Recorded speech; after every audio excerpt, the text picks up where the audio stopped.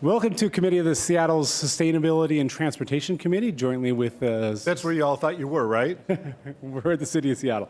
This is a formal committee meeting for the City of Seattle because we have a quorum of City Council members here, so we notice it and record it as such. But with that, I will hand it over to my co-chair, and we'll jump into what everyone thinks this is, which is a Sound Transit meeting. Good morning, everyone. Welcome to the Ruth Fisher Boardroom. I'd like to welcome everyone to the fourth meeting of the elected leaders group for Sound Transit's West Seattle to Ballard link extensions. This group includes Sound Transit board members and members of the Seattle City Council, the Port of Seattle, and it happens to be, as Councilmember O'Brien has mentioned, a special meeting of the City of Seattle's Sustainability and Transportation Committee. I'm sure all of them are special. We are now 2/3 of the way through alternatives development, which will culminate next spring with our recommendation to the Sound Transit Board on a preferred alternative for the West Seattle and Ballard link extensions. Since we last met, Sound Transit has evaluated a mere 24 alternatives that we recommended for further evaluation. These results were shared with the community through an online open house and 3 neighborhood forums. I want to thank everyone who attended a neighborhood forum, provided feedback online, and invited Sound Transit to brief their community. I appreciate your input. It is helping us with our recommendations. And I was so impressed, but not surprised, to one Saturday morning find 150 of my neighbors in West Seattle at the West Seattle Forum. The community members were engaged in having a fruitful conversation about deliberations on the best routes to serve our community. There are difficult decisions in front of us, which will be informed by community input, data, and analysis. It's important for us to screen options so we can focus on alternatives with the most potential and to focus Sound Transit resources on the most promising alternatives. This way we can have in-depth information on the alternatives going forward when we have to make our final recommendations to the Sound Transit Board. With that, Councilmember O'Brien. Thank you, Councilmember McDermott. As we move forward in this process, more and more people are paying attention to the important recommendations that we are making. I'm happy that so many people are getting involved, and it's reassuring to see communities engaged so deeply in these alternatives that have the most potential to rising to the top. I also want to highlight important work that the City and Sound Transit have jointly undertaken through the Racial Equity Toolkit. I fully support the Racial Equity Toolkit outcomes for this project, including enhancing mobility and access for communities of color and low-income populations, creating opportunities for equitable development that benefit communities of color, projects that avoid disproportionate impacts on community of color and low-income populations, and meaningfully involving communities of color and low-income populations in the project. I want to really call out that I appreciate the work that the two agencies have done together and all the community members who have engaged with us to help us meet these outcomes. I look forward to the presentation on Level 2 results as we make Level 2 recommendations. I also share my co-chair's desires to screen many alternatives today so we can narrow in our focus on Level 3 options that maximize the outcomes and measures that matter most to all of us. I would also like to take time to thank the members of the SAG. I know that they have spent a lot of time and brain power to make the recommendations for us to consider, and our work will be built upon what we learned from them. It's been invaluable to this body. I want to thank them so much. With that, I'll turn it over to Sound Transit CEO Peter Rogoff. Thank you, Mike. And first, on behalf of Sound Transit, I want to welcome you all again to the Ruth Fisher Boardroom, and especially want to thank all the members of the ELG for the time and effort that they've put into this process.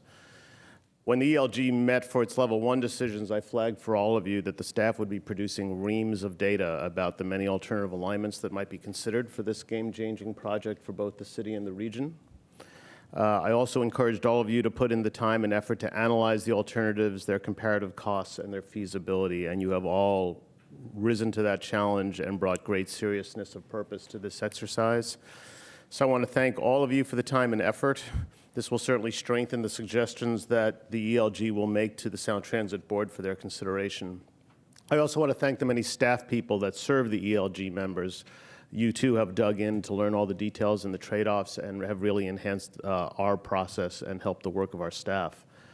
Through all this hard work, our collective goal is for the Sound Transit Board to advance a locally preferred alternative into the environmental process that will meet communities' key objectives and be both feasible and affordable. By getting this done early, we greatly enhance the likelihood that this project will be delivered on the timelines assumed and presented to the voters in the ST3 ballot measure.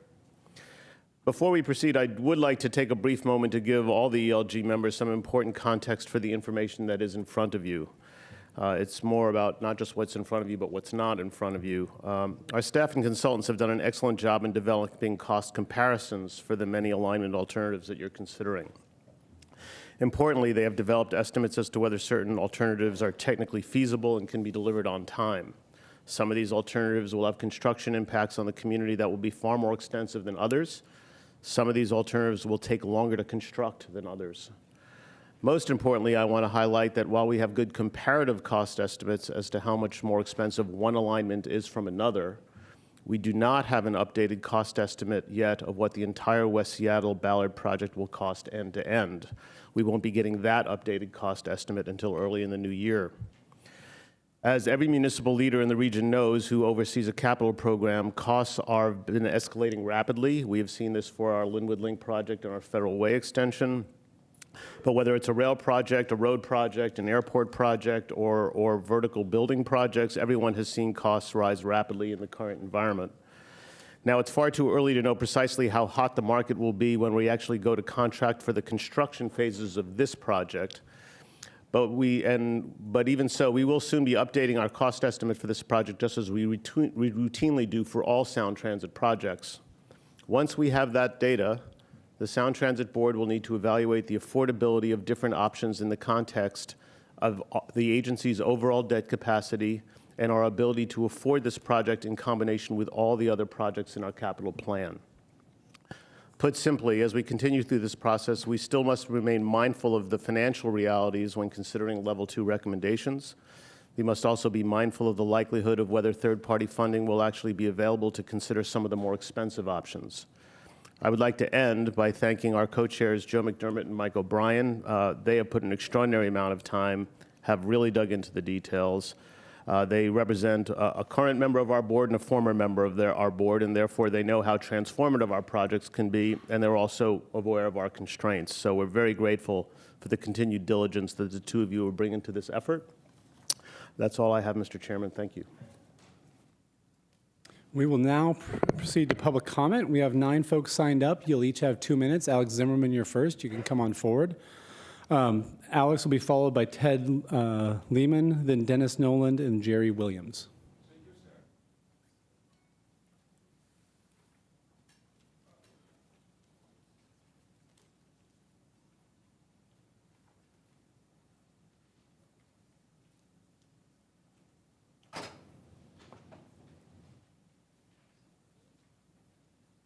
Heil, my Dory W. Führer.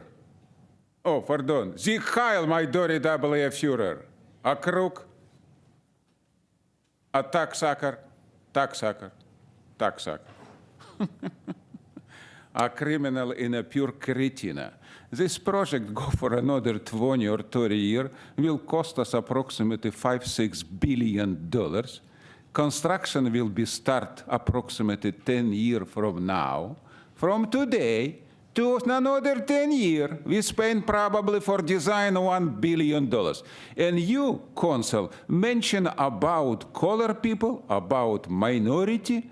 I'm totally confused. We have 4 brown council who represent minority and color people, almost 7% for my understanding. So why is this 4 council, a brown council, what is we have in city, Seattle, don't stop in this project and ask for this money, bring right now, because we have a collapse right now. You freaking cretina and idiot, bring city Seattle to total collapse. We need $1 billion to fix it as problem now, today. Can you answer me? Who can answer me? Why you freaking idiot? You know what it means? One spend money for 20 or 30 years from now. You never will be exist 20 or 30 years from now. Who can answer me? Who is stopping this crook, this Cretina, you know what this means? Oh, yeah, I know. 700,000 people in Seattle can clean this dirty chamber from this cretina. We need money now. But you brainwash this 700,000 idiot about plan what is will be another sound transit Ponzi scam. It's exactly what is happening right now. Sieg Heil, my Führer. Stand up, America. Stand up, Seattle. Clean this dirty chamber. Thank you very much. Your comments are offensive and racist, Mr. Zimmerman, to me, and I believe to many of the folks in the audience. I want to apologize. Because you want to spend $1 billion for nothing. I want to apologize to folks who find it offensive, and I'm sorry that you had to hear that.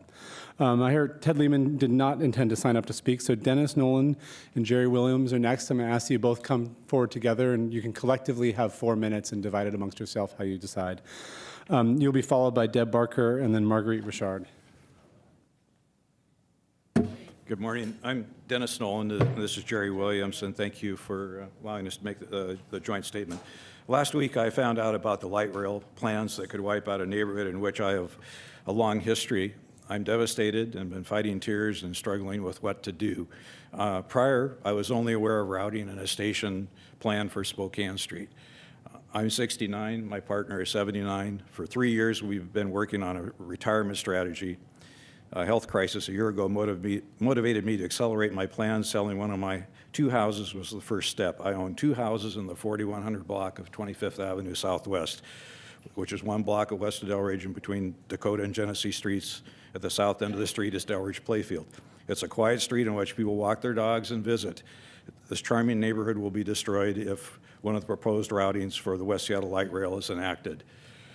47 years ago, I moved into that neighborhood, Youngstown. In the mid-1970s, I bought the 600-square-foot house I was renting. In the mid-80s, I rebuilt that house, which is a former steelworker's home. Through redevelopment, Youngstown has become an ideal example of a neighborhood that aligns with the stated goals of the city of Seattle. Infill, a mix of ethnicities and incomes, and the retention of many affordable units. 9 years ago, I invested in the neighborhood a second time. I took out a loan, cashed out my IRA, subdivided my lot, and built a 3-story townhome, and then successfully rented it. Waiting out the recession and then selling this house was my long-term strategy for staging into retirement. That was until last week when I learned of Sound Transit's plans to site light rail tracks on a station on the land on which my home set. A young couple who loved the neighborhood and expressed interest in purchasing my townhome shared that they found info online about the light rail plans. They do not want uncertainty in their future and are looking to purchase elsewhere. Now I'm aware and bound to divulge this info to prospective buyers. Unable to sell at market value, last Monday I pulled the house off the market and put it up for rent. If Jerry and I had been made aware of Sound Transit's plans a year ago, we could have avoided some costly missteps, readying the house for sale, months of lost rent, and now the need to rescind the purchase agreement for a less expensive home where we plan to move in 2 years. Thanks to your poor communications, my retirement plans are down the toilet. I want to emphatically state Sound Transit's outreach has been terrible. I have been a property owner of record for 40 years, and yet I have received no notification of the impending light rail construction and routing. After last week's startling news, it occurred to me that many of my neighbors must be unaware. I haven't shared what I learned. I don't want their lives turned upside down like mine, but they need to know so they can make sound financial decisions and if they desire to actively support the neighborhood. I just walked the neighborhood. I counted 33 new homes that have been built within a block of my place. Most have been built within the last 2 years. The sad and inexplicable waste, many of these new homes will be torn down if the light rail routing cuts through 25th Southwest. I guess developers must be unaware as well, but that puts them in legal limbo. Yesterday, I went to Seattle's Department of Construction and Inspections and spoke with a land use planner. Asking about setbacks and building heights for our block, I asked about other contingencies. I was told the Department of Construction is unaware of pending actions by any other entity that could adversely affect development on the 4100 block of 25th Avenue Southwest. I think sound information on which to base investment decisions is a necessity. The lack of it puts Sound Transit and the city of Seattle on unsound legal footing. As a final word to you today, I'm asking Sound Transit to spare our neighborhood and elect other routing options that do not put an end to our 25th Avenue Southwest neighborhood. I encourage you to visit our neighborhood, and we'd be happy to take you on a tour. Thank you for your time. Thank you. Thank you, Dennis and Jerry. Deb?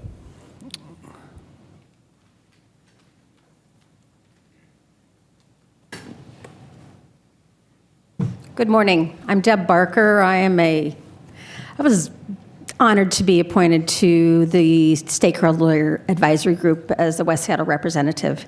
And it's in this capacity that I'm speaking to you today about the West Seattle routes that you're going to be looking at later on.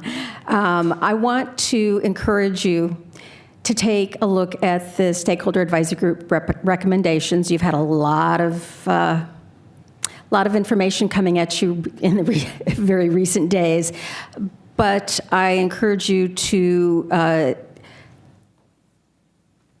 look at the recommendations and adopt all the recommendations, especially as Mr. Rogoff was saying, there's no full-length costs for the West Seattle to Ballard line available till next year. Go ahead, adopt all of the Stakeholder Advisory Group recommendations. It's interesting, we were told during Stakeholder Advisory Group meetings, don't worry about costs. Just look at what's best for the communities. And so we have. And that's why today I encourage you to keep the Pigeon Ridge West Seattle Tunnel line in your thoughts and in your vote, because that is the best line, the best alignment, if you will, for our Delridge community. By far. It might even help the folks who spoke before me. It does have a huge cost, but so does the entire line. I encourage you to keep that open mind and adopt the Stakeholder Advisory Group recommendations. Thank you for your service and time. Thank you, Deb. Marguerite? Marguerite's going to be followed by Mike Stewart, Bob Orteball, and then Peter Schrappen. Sorry, Bob Ortblad. Yes, good day, everyone. I'm concerned about this racial equity toolkit. I formulated a letter to the Chief of Staff for this King County Council, and I did mention that term because it really vexes me and irritates me. Every time I see extremism being used against those that are considered underprivileged, or they may not have Bezos wealth, or however you determine when you go into your meetings and make your determination on who gets what. So when you say that you're offended about anybody, well, offenses may come, but woe unto them that bring them. And I'm offended that this is the 21st century and you even think that you need to elaborate on a race and equity toolkit. I told that elections commission, you're talking about ethics, but you're unethical. You don't have no ethics up in here. So that's the concern that I'm having when you use the stuff that could keep us bound by a systematic system of oppression, depression, repression, and suppression. That means getting on and off of the bus. You've already paid, then you put these minions or these security people that can cause you to be maimed, even subject to death, over $2.75. And I'm telling you, after I pay my fare, I don't want them in my face. I don't want them talking to me, because of the situation right now in Chicago is out of hand. Everything concerning us is always out of hand. Do you feel me now? Thank you. Mike?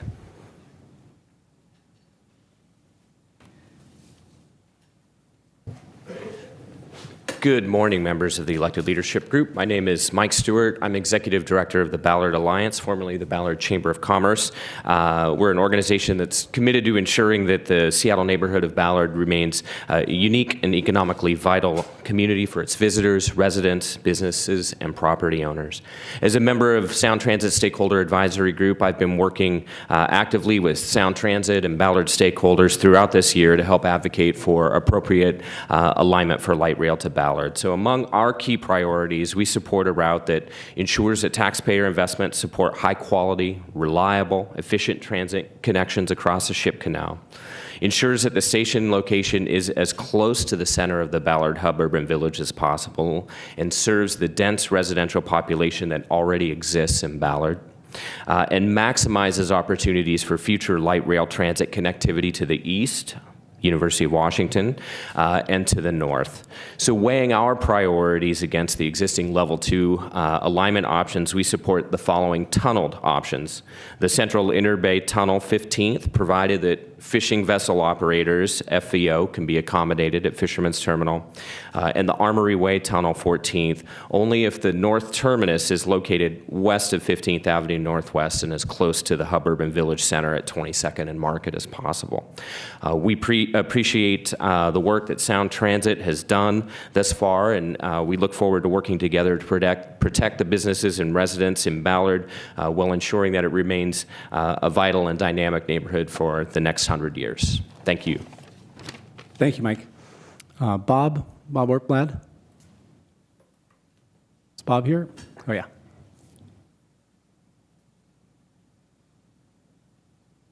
And Bob's going to be followed by Peter Schrappen and then Eric Peele. Good morning. I'm Bob Wortblad. I have a master's in civil engineering, MBA, CPA, citizen for Seattle for 50 years or more. I just commented on the location of the Smith Cove station. You might consider that to be a northern transit center where you could actually connect sounder trains, light rail, and bus rapid transit eventually from Kitsap County.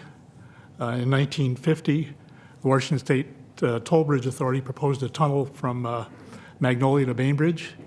The technology has changed dramatically in the last 70, 80 years, I guess it is now. In 2011, Chris Gregoire described the ferry system as unsustainable financially.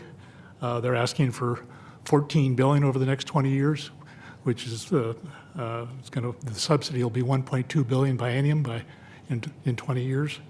Other countries, Norway, Iceland, Japan, they've built many tunnels, longer, deeper, and for much less money than we seem to be able to do it. That's basically it. Just consider where you're locating that tunnel, the long range. We might want to connect all three modes of transit: light rail, bus rapid transit, and sounder trains at Smith Cove, sort of like here. Great. Thank you. Thank you, Bob. Peter?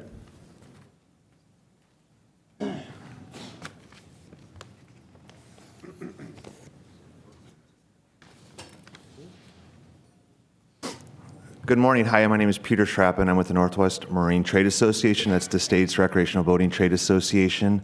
We represent 725 member businesses, and a whole slew of them are in the Ballard area. I'm also on the stakeholder advisory group with my colleagues Mike Stewart, who you heard from, and Deb, who we previously heard from as well. And I just wanted to second what you heard from Mike. This is really a chance, once in a lifetime opportunity with the Ballard piece in particular to get it right. I know that you all like to hear about priorities and consensus around tough decisions, and the good news is that you have that with this particular piece where we are standing shoulder to shoulder with the entire community. I honestly haven't heard from anyone that's spoken out against the tunnel. So when you think about the different options, you're going to hear about an alignment over Fisherman's Terminal, and you're going to hear from the port that they're opposing that. We too, NMTA is opposing that as well. You're going to hear about the 20th Avenue West alignment. We feel like that's not a great idea because of costs and impacts on the community, so we'd ask you to vote that down as well. We just feel like there's such a ripe opportunity with this Thorndike station from Interbay to Market that it's really right there for the taking, and it also allows the door to be open for future investments that you're going to look to down the future. So that said, thank you for your time. Thanks, Peter. Thanks for your work on this egg. Eric? And Eric's the last one signed up for comment.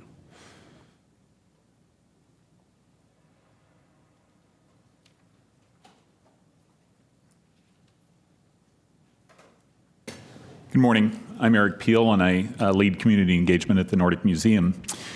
And as many of you know, we're now located on Market Street, and I think that gives us a really unique perspective to look at the working waterfront and to look at who's coming to Ballard. Since we opened the museum, we have had over 85,000 visitors in just 5 months, which is well more than we had in over the entire year last year in our old location. Ballard's a unique neighborhood with a very active maritime industrial sector that has many workforce jobs. It has, as you heard from Mike Stewart, a very expanded residential core, and then tourism. It's amazing, since we've moved to, the museum has moved to our new location, we've had lots of tourists that just have happened by the museum because they're either going to the Locks or going to Golden Gardens. And so as we think about this light rail solution, it's really an important one to think about how can we move people to Ballard in an efficient way. So, and looking at siting it where there's the Venn diagram of meeting the needs of workforce jobs, people coming to enjoy the nightlife sector, people coming into traveling from home to work and back, and people tourists coming to enjoy the neighborhood. So I encourage you to think about a siting that is not on outside of the hub urban core, but towards the center of the hub urban core, somewhere between 24th and 15th. And we also support an underground solution going under the ship canal. It's so important to find this great solution for our neighborhood. Ballard is somewhat hard to get to, and having an efficient means to meet the needs of all of these audiences will certainly be alleviate transportation challenges moving forward. Thank you. Thank you, Eric. Thank you, everyone who provided public comment today. We're going to jump into our agenda now, and so I'm going to invite Lita and Jennifer to lead a discussion around the community engagement, equity, and inclusion work on this project. Thank you for having me. So you have all seen this diagram before. Community engagement is very important to this process. We kicked off the year with our early scoping period that informed the alternatives that are before you. We've made it through level 1 screening. We're now at the point where we've had a number of stakeholder advisory group meetings, and we're here with you for level 2 recommendations there. So just a snapshot of the engagement we've done over the summer and throughout level 2. We've had 66 community briefings. We've had a number of stakeholder advisory group meetings. A big thank you to them for the time that they've put towards this project. We've been able to engage over 3,800 community members at 11 festivals all up and down the project corridor, as well as a few neighborhood forums and an online open house. At the neighborhood forums, we heard from over 300 people. These were 2-hour sessions or so where we had open houses on the front end, and folks were able to get a lot of the information that you've been able to get today and give us feedback. We hosted them in West Seattle, downtown, and Ballard. The online open house was open for about 3 weeks. We had 3,400 unique visitors to the site and also got a number of comments from folks specific to the various segments. Looks like a lot of people were also able to use the site for educational purposes and view visualizations on the site. We host a lot of events where we ask the community to come to us.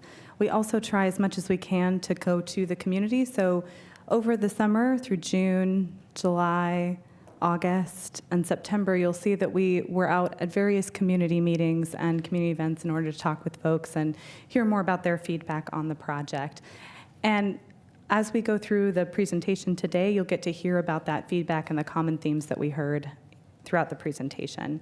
We wrap up our festival season on Saturday at the Magnolia Farmers Market. The thing that we hear probably most commonly at these festivals is, can you build it faster?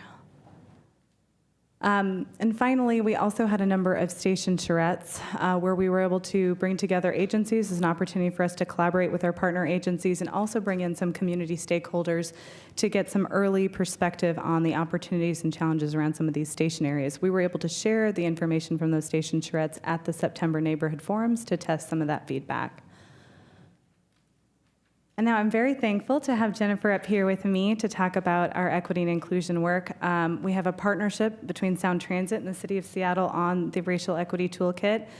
We have a working group structure that's focused on both data analysis and community engagement. The idea is that we're able to collaborate together and elevate issues and considerations that will better inform this process and also provide information that the data alone and the measures that we have cannot provide. Throughout this process, what's really important to us as well that we've talked about is ensuring that we're having a two-way conversation with the community, so reporting back to stakeholders, and also as we go forward into level 3, expanding that outreach beyond and really reaching more of the community. Thank you, Lita. I just want to reiterate our mayor's executive order that affirms the City of Seattle's race and social justice vision to achieve racial equity in the community, end institutional and structural racism in city government, promote inclusion of all residents, and partner with the community to achieve racial equity across Seattle. This racial equity toolkit process is guided by our partnership with the Office of Civil Rights, whose vision is a city of liberated people where communities historically impacted by racism, oppression, and colonization hold power and thrive. So in partnership with Sound Transit, our hope is that this process will achieve the racial equity shared outcomes to enhance mobility and access, create opportunities for equitable development, avoid disproportionate adverse impact, and engage community in a meaningful way. So today you're going to hear the findings from the Racial Equity Toolkit Level 2 analysis, both from the community engagement as well as the data analysis within the segments that are appropriate, so within the Chinatown International District segment as well as the Delridge conversation. Thank you. Thank you. Oh, yeah.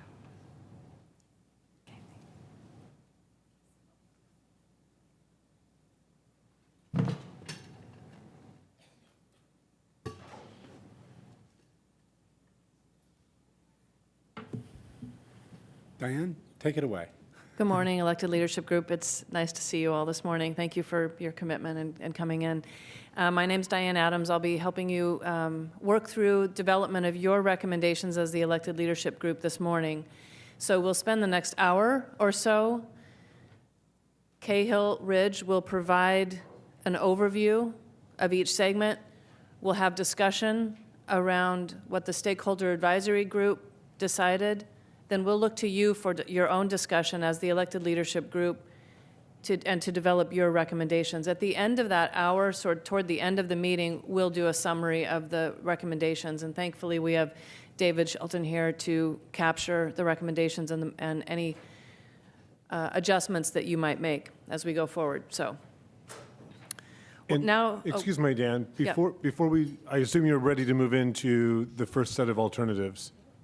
Cahill's going to give us an overview and walk us through some presentation slides. Okay. Since I've interrupted, let's go ahead and do this now. Executive Summers wanted to make a comment. Oh, thank you, Mr. Chair.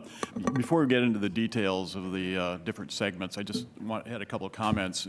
First of all, the work of the elected leadership group and the stakeholder groups has just been really outstanding. I mean, I've watched the passion and energy that's gone into these discussions, and it's really outstanding. And this is a big deal.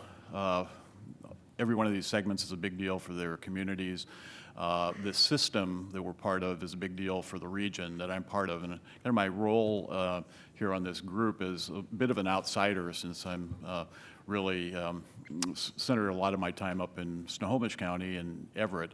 But as I said at our first meeting, we've got to keep in mind that each one of these segments is part of a larger system. And although we're not connected by light rail yet, we're connected by revenue and spending and debt capacity. And so that the buses, oh yes, we have buses, and a train that runs, if there's not a mudslide, north. But we have to be cognizant of the decisions that are made here affect the rest of the system. And those of us on the outer extremities, the remote and exotic places like Everett and Linwood and DuPont and Issaquah, are kind of out later years in the extremities of the system, kind of bear a lot of risk for upset to the system if we have a downturn, economic downturn, or there's overspending in the earlier parts of the project. So I guess my request to all of you, and I know you know this and take it to heart, is that as we go through, we do have an obligation here to really start to limit the options that we're looking at, because carrying forward options costs money. More analysis costs money. And at the end of the day, if you don't really come to some agreement on limitations of options. The Sound Transit Board that I sit on will have to, and frankly, I think you all are much more knowledgeable about your communities and much more connected and are in a better place to really make strong recommendations to the board. So I just wanted to say that, congratulations on the great work. We do need to have some options on the table that are close in cost to the representative alignment that was put forward in the ballot measure, because that's the basis of the financial plan that we have. So I'd like to say it's within spitting distance of the representative alignment costs. I know that there's other more expensive options that are very desirable from another number of standpoints. I think they need to be limited. As I say, it costs money to analyze these, and they probably depend on some outside funding, which we haven't identified yet, and which would are uncertain as being available. But I think as we go through each of these segments, it's not just Ballard and West Seattle. It would be easy to spend all $56 billion of Sound Transit 3 just in West Seattle and Ballard, or pick any other, the east side or anywhere else. We just have to be cognizant of that and keep an eye on it's really time to start to limit our options to things that are realistic but also good for the community. So I just wanted to say that, since I'm not as familiar with the details of each of these neighborhoods, but am really thinking more about the regional aspect of the decisions that are going to be made. Thank you. Thank you. Thank you, Executive Summers. So with that, let's go ahead and get started.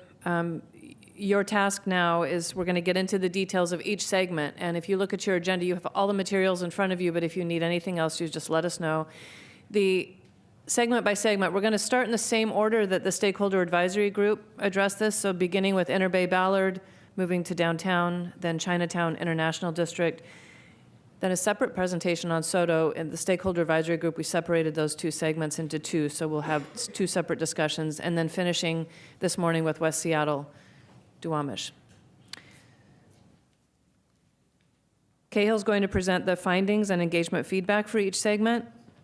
We'll then look at the recommendations, as I mentioned, from the Stakeholder Advisory Group. After each segment presentation, I will ask you, as the elected leadership group, to put forward your recommendations, have discussion, and agree on your recommendation. Cahill? Thank you, Dan. Very briefly, before we get into the details, just wanted to remind you of the project timeline. This shows the West Seattle project timeline with the planning work extending through 2022, design work extending to 2025, and then construction to 2030, and that's when we'd open service. The Ballard project timeline, planning also extends through 2022, then we get into design through 2026, and then construction through 2035, with start of service in 2035. We're right now in the planning phase, which is broken down into two phases: alternatives development, which we are doing right now, and after this, we'll get into the environmental impact statement process. So there's still a lot of work to go in that period from 2019 through 2022 to get to a federal record of decision. As you know, over this year, we've been going through a three-step process. We completed level 1. We're now at the end of level 2. And after this, we go into level 3 with the goal of getting to a preferred alternative in early 2019. As you know, our objective, we started off this year with a lot of alternatives, and we're hoping to screen down alternatives to get to a preferred alternative and other EIS alternatives by April. Just a reminder, and Peter and others touched on this point, the ST3 plan was based on 2014 conceptual cost estimates, and there has been a lot of recent escalation in construction and real estate costs. The level 2 cost estimates that you see today provide a basis for comparison of the alternatives within any given segment. We will not have level 3 end-to-end alternatives until we get to level 3, and at that point we'll be able to compare to the ST3 budget. So just a reminder about that and the financial realities that we're facing. So jumping into the details, as Diane mentioned, we'll start with Inter Bay Ballard, and I'll describe briefly the alternatives within the Inter Bay Ballard segment. Then I'll provide a summary of the results. Then I'll talk through some of the public feedback, the common themes that we heard in all of the outreach that we've done over the last while. And then I'll turn back to Diane to discuss the Stakeholder Advisory Group recommendations and introduce your recommendations.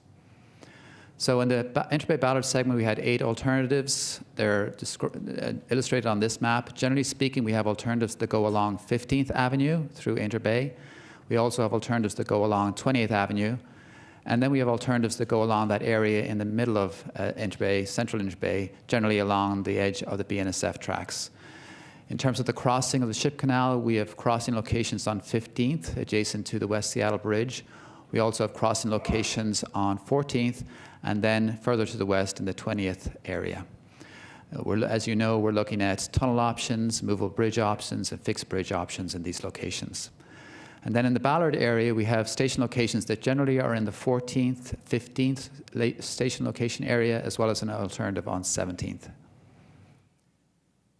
Summarizing the results, and starting at the top, you'll see the Central Interbay Fixed Bridge Alternative 14th, and you can look at this on the 11 by 17 maps in front of you.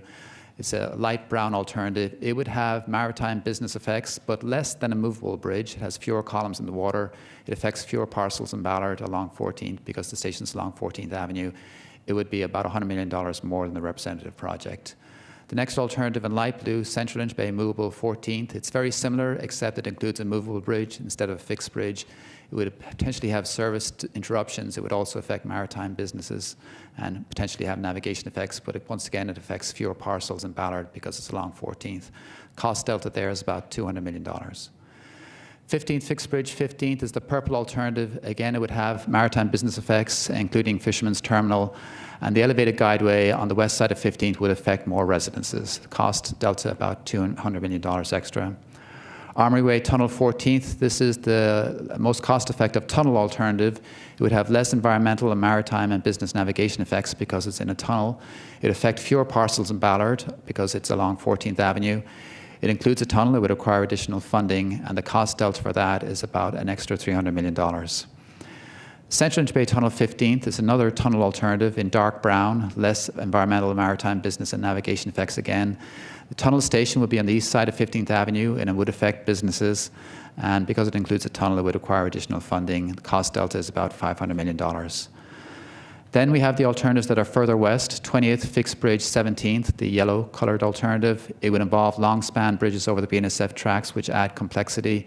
And the Ballard terminus crossing location would affect more residences. The cost delta would be an additional $500 million. And finally, the 20th Tunnel 15th alternative, the dark blue color. It also includes long span bridges to get over the BNSF tracks. It has a constrained tunnel port location. It has a deeper tunnel station, and it adds complexity overall. The tunnel station on the west side of 15th would affect more residences, and again, it would be more expensive, require additional funding. Cost delta for that alternative would be additional $700 million. All of these alternatives could be completed in the same schedule that we've already anticipated for the representative project. In terms of public feedback regarding these alternatives, and I'll start from the left side of this page, we had a lot of support for the Central Interbay or Armory Way options to avoid 15th Avenue traffic effects. There was limited support for the 20th Avenue West alternatives because there was concern about the higher costs and the property effects of that alternative. Moving to the right, we saw the most support for the Interbay station location near 17th Avenue West. There was support for the most cost-effective tunnel option, which is the Armory Way tunnel option. There was also support for a fixed bridge near 14th Avenue to lessen the property and business effects. Most of the support for the Ballard station locations were in the 15th and 14th Avenue locations. There was concern about the property effects at 17th Avenue West of having a station at that particular location. Diane. Thank you, Cahill. So I want to provide an opportunity for just a couple questions, if you have any, of Cahill. But let me first let you know, as you see in the presentation, the Stakeholder Advisory Group met last week, had a very robust discussion around the various alternatives and tried to narrow it down to a few alternatives, including the representative project, excuse me. So what you see here, just to highlight for you, the Stakeholder Advisory Group recommended carrying forward the Central Interbay Fixed Bridge 14th, the Armory Way Tunnel at 14th, as well as the Central Interbay Tunnel 15th. So those are the three alternatives that the Stakeholder Advisory Group recommended carrying forward. I'd like to, at this point, ask if you have any questions of Cahill, a couple just to clarify, and then I'd like to invite any one of you to go ahead and kick off the discussion around developing your own recommendations to carry forward. Councilmember Harrell? Just a clarifying question. On these particular 6 or 7 alternatives, 1, 2, 3, 4, 5, 6, they're all higher performing, and then on some of the other stations, you're going to get either medium performing and low performing. Can you sort of clarify what do we mean by that designation, higher performing? So in our matrix, we rated all of the alternatives by a number of different measures, and generally they were rated in terms of, they were categorized as a higher performing, lower performing, or medium performing. In this case, on this chart, what higher performing is noting is that all of these alternatives would be essentially on the same timeline as the representative projects, so they're good from that perspective, higher performing from that perspective. So you're talking about construction timeline, right, not the performance once it's up and running. In this particular case, it's strictly, in this particular chart, we're just talking about the schedule, but as I said, we looked at a lot of different measures which were rated in the same manner. So when we get to the other stations in the other areas of the city, where it says low performing, that means that it's somehow disrupting the timeline. Correct. It has nothing to do with the performance of the rail once operating. Correct. If I could, a lot of what you're seeing, Chairman Harrell, is the fact that the delivery date for Ballard is 5 years later than it is for West Seattle. That 5-year difference enables us to deliver all of them roughly in the same time frame. The time crunch is more acute in the earlier delivery of West Seattle. Executive Constantine? Thank you. At the right-hand side of the paper, the stations on Market Street, how deep are those? If they're tunneled, how deep are those stations? So the options on 14th, it's about 70 feet deep. The option on 15th, or close to 15th, is about 80 feet deep. And then the option further to the west at 17th, I want to say, is about 120 feet deep. 120 feet deep. Okay. Second question, if you tunneled on a 14th Avenue alignment, I'm sympathetic to the notion that you want to have a tunnel entrance closer to Old Ballard and the current activity there, but also to serve the new densifying node near 14th, 15th. Can you tunnel on 14th and have an entrance that is farther west on 15th? Yes, we could look at that. Okay. And it's, again, I think I heard correctly that 14th is a less expensive alignment to tunnel in. Correct. 15th. Okay, thank you. Colleagues, other questions or even high-level comments at this point about these alignments? We have 5 or 6 geographies to get through, so I'm going to move it along pretty quickly, but I want to make sure people can vet their ideas. Councilmember Bagshaw. Thank you very much, and thank you, Cahill, for coming to my office and talking so many times about what the alternatives might be. So I have some high-level comments, and this is based upon several years of outreach with constituents, and I've already told you and talked with you about these. First of all, the actual representational alignment was never anything that either Ballard or Magnolia or Queen Anne was interested in. Nobody wanted to have this on 15th. It was always suggested that, yes, we understand you need a representational alignment, but moving it west, whether it's just on the edge of the golf course and east of the railroad tracks, was really what people are interested in. Your pink alignment, and I think the brown alignment did that. So I would propose that you take the 20th Avenue West completely off of the conversation, and I believe that you have pretty much done that in these options, but mobility for freight and cars, 15th is really critical. As you know, it's only one of the few north-south routes we have. So I would like to propose a couple of things. One, be real clear that it's whatever the final adjustments are, it's not going to be on 15th. The tunnel is really, I mean, I don't want to say that it's a requirement, but it really was good faith with the community. When we talked about this at the time of the vote, nobody thought about having a movable bridge as being a serious option. And a fixed bridge, it's just going to take so much real estate on both the port side of things and on the Ballard side that I understand that you want to have a representational project with a bridge so that you can have a financial comparison, but I wouldn't spend any serious time engineering that because it's just not going to get the support from the community, nor do I think it's in good faith for us to really spend a lot of time on that. A point that was just brought up, It appears that having the station at 14th is a significant reduction in overall costs, but getting it as a pedestrian connection to 15th and West, I think is very important. So just, again, to summarize, off of 15th, the tunnel for sure, connection to 15th by some pedestrian connection on the north. And then at Smith Cove, the only comments that I've heard there is that if you choose and decide that to engineer it to the north side of Elliott there, that there be a pedestrian bridge to connect to the employment center. So those are my 4 high-level comments. Tunnel, yes. Thorndike, obviously, and making sure that we have the pedestrian connection into Ballard and a pedestrian bridge into Smith Cove, if that's your choice. Commissioner Bowman. Thank you. First of all, I wanted to second Executive Constantine's suggestion. I think it's a good one, and thank you, Councilmember Bagshaw, as well for that.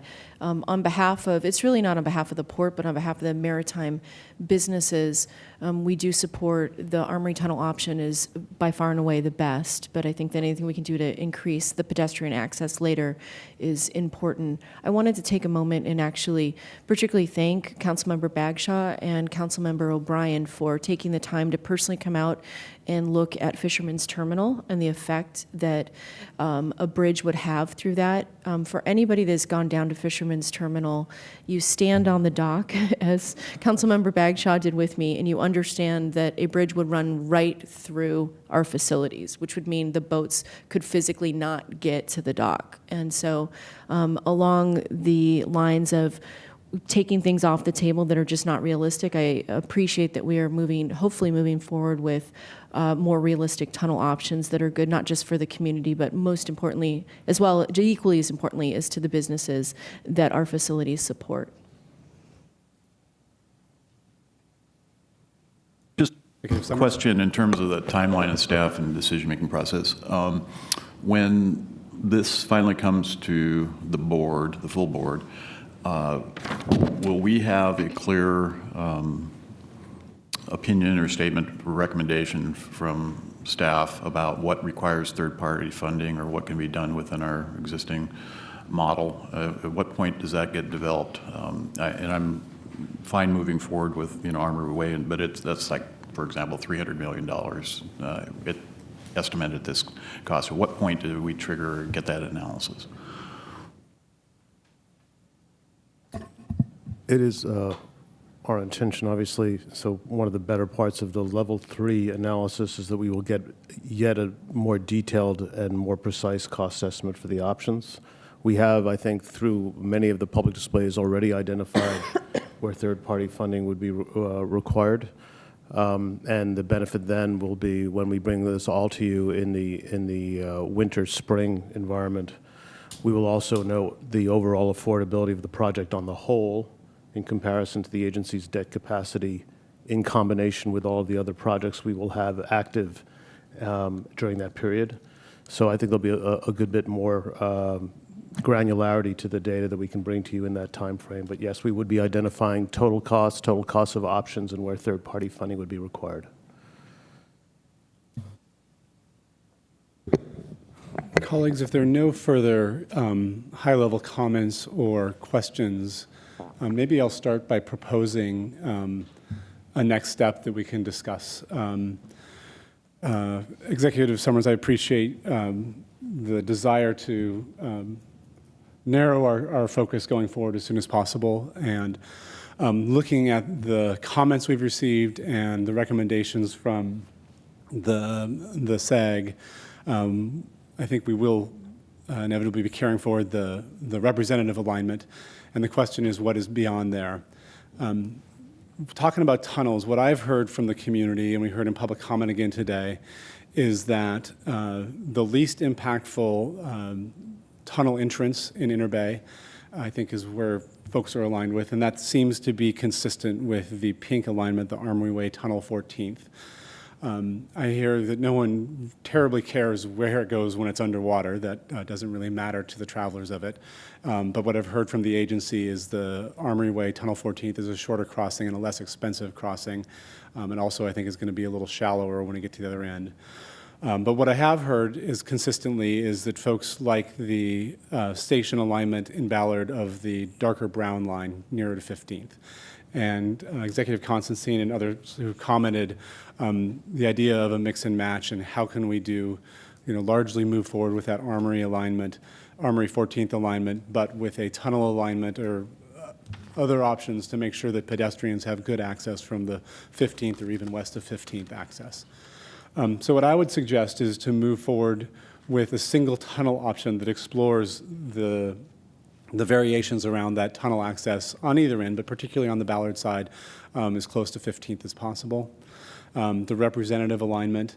I haven't heard anyone advocating for a high fixed bridge, but I do think it would be prudent to have an alternative that is structurally different as we move forward to make sure that if we encounter a fatal flaw that we're not doomed to starting over again. So my recommendation would be to move forward those three options. I recognize that's a slight variation from what came from the advisory group, but I think that we can uphold the values they talked about and focus our energy on what I think is best. So, just define the three options. So the representative alignment, which is a movable bridge, which you and others have spoken to, has a lot of flaws with it, but it is the representative alignment. A high-level bridge, the central Central Inner Bay fixed bridge on 14th, and then the Armory Way Tunnel 14th, with the understanding that we want to see a tunnel access around the 15th and Market area in Ballard. So those would be the three. My only response to that is I don't even think a movable bridge is reasonable at all, because we've all talked about if the bridge were up and it got stuck, which bridges happen to on occasion, you destroy the predictability and reliability of the system. I just wouldn't spend any time or financial work on that. I understand the need for a fixed bridge as a model, something to look at, but I would jettison the movable bridge and just save the money from design. Not a legal expert here on what we can with representative and not moving forward at this point, but we've heard those comments. If staff wants to comment on that, I mean, ultimately the board will be making this decision, but I think I would support a strong recommendation that there's not a lot of interest in a movable bridge, but technically, I don't know, Peter or Cahill, if you want to speak to. If I could, I would put it this way, and we have heard all of the concerns and are doing a separate analysis on the whole question of the feasibility of a movable bridge. Our direction from the board is to move the representative alignment forward in each analysis. That is, if you will, not on the menu, but one that obviously everyone will have the opportunity to review and opine on. We are happy and in sync with your recommendation, Councilmember O'Brien, but we would do some analysis on the movable bridge. We have committed to the community that we would analyze the movable bridge and its feasibility for the very same issues that Councilman Bagshaw raises. So that's, I think, as we propose to proceed. So maybe I'll restate that these are the three that we've moved forward. I think it's pretty clear that you hear a lot of support for a tunnel alignment. You hear some pretty strong objections to a movable bridge, and I think kind of a lack of support for the fixed bridge, but we understand why they're moving forward at this point. We just hope we don't waste a bunch of money on stuff that we'd prefer not. So with those kind of caveats, colleagues, Mayor Durkin? I just second everything you said. Thank you. Great. In the interest, thank you for that very succinct and thorough. Oh, Councilmember clarifying Hill. question, Councilmember Bryan. You're suggesting, I understand, the movable bridge to keep that in play, but we're on the Central Interbay Tunnel 15th that the SAG wanted to move forward. Were you not suggesting that moves forward, the third one?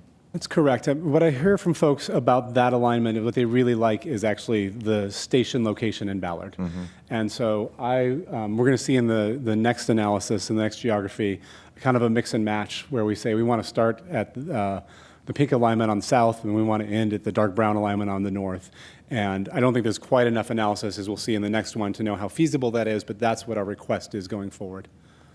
And just so sorry, can I just follow up on that, and then I see Dallas' hand up. Understanding Executive Summer's strong admonition to whittle it down, I'll use that word.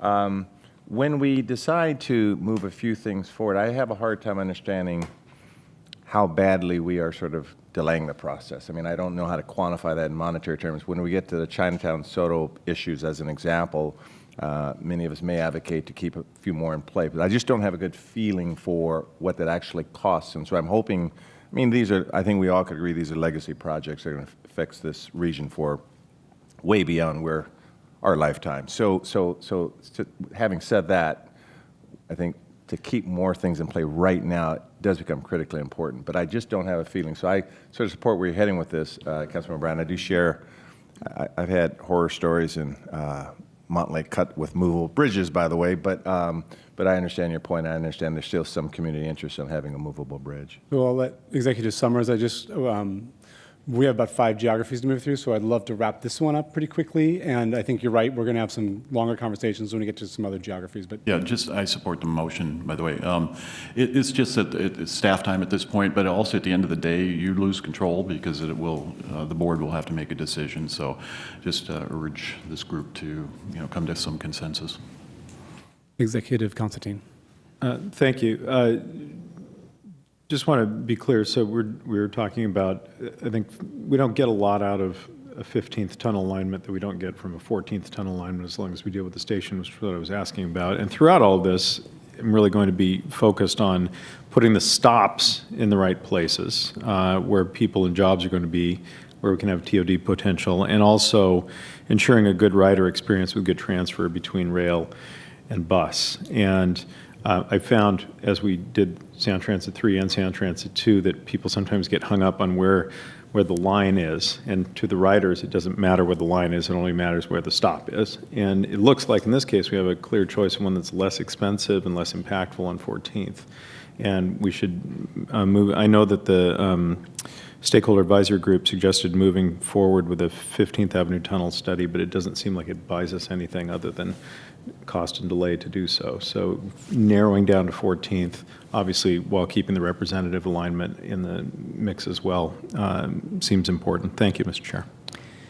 So I think I'm hearing our recommendation as the elected leadership group to carry forward the ST3 representative project with the noted concern about the movable bridge, but keeping that in there, the Central Interbay Fixed Bridge 14th, and the Armory Way Tunnel 14th, with the proposed refinement as the stakeholder advisory group suggested, also with this, looking at access, pedestrian access at 15th relative to the station alignment, that piece, and then noting also the concern around pedestrian access at Smith Cove.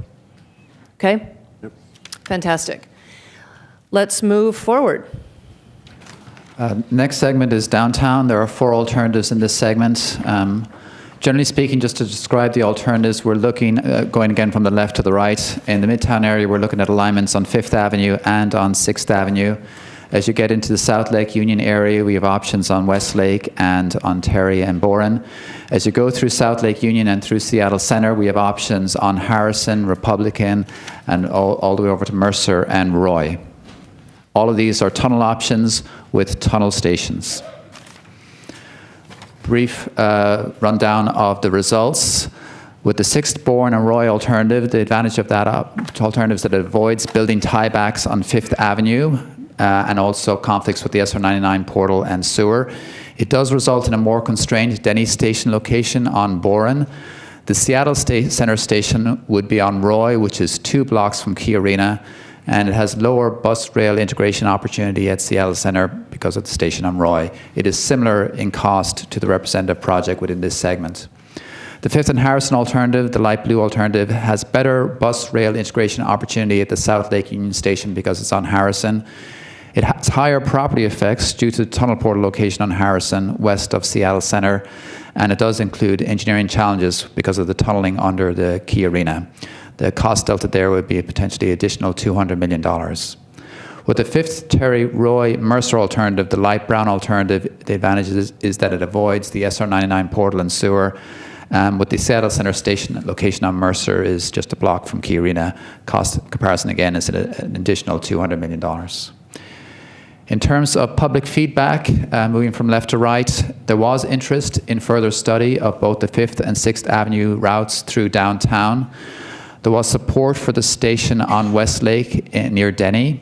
There was also interest in further study of the Terry Station site for the Denny Station location. In South Lake Union, there was more support for the Harrison site due to the proximity to the employment centers and the pedestrian bike connections across Aurora Avenue. There was, in the Seattle Center area, there was more support for the Republican site due to the proximity to the Seattle Center campus. And there was also some support for the Mercer site due to the proximity to Uptown residential area and Seattle Center.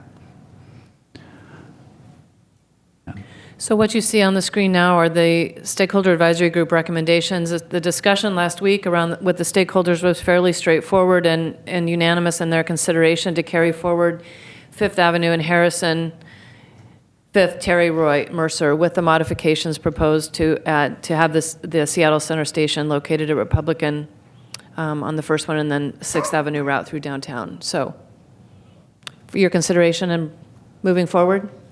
Again, start with high-level questions and comments.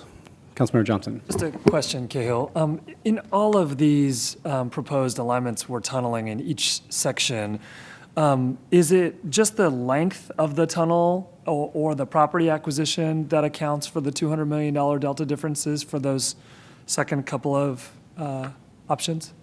So for the 5th and Harrison alternative, one of the big effects is the north portal west of Seattle Center, which of course is modified by the SAG's recommendations. The problem there is that it would affect a lot of property at the tunnel portal locations. So that's part of what's driving the cost. Also, being on 5th Avenue, there's more tiebacks, which also affect the cost. Similarly, with the 5th Terry Roy Mercer alternative, a lot of it is about the tiebacks on 5th Avenue, so additional cost with that. It also is slightly longer. For the folks who might be following along at home, Cahill, can you remind them what tiebacks are? Oh, I'm sorry. There's a lot of very tall buildings through downtown, obviously. They have very deep foundations. Those foundations, when they were constructed, required tiebacks, essentially cables that extended into the street right away. Those cables are still there. They would need to be removed. There's a cost associated with that. Further discussion? Councilmember Herbold. I have a clarifying question. When we have on the handout related to the cost and the schedule comparison, when we have the cost comparison, does that include, this is the cost comparison numbers are prior to the SAG recommendations, is that correct? Correct. So the suggested modifications on the SAG recommendations have not been cost Correct. out? Okay. Right. Thank you. Councilmember Bagshaw. Quick question, and Cahill, I think we've talked about this too. The only concern I've heard from anybody around the stations that are near Thomas and Aurora is impact it might have on research at the University of Washington Center. Can you talk about which one of these has the least impact on that property? The concern was really about the representative project, which would affect those properties that you mentioned. But the other alternatives, whether they're on Harrison or Roy, would not have those same effects.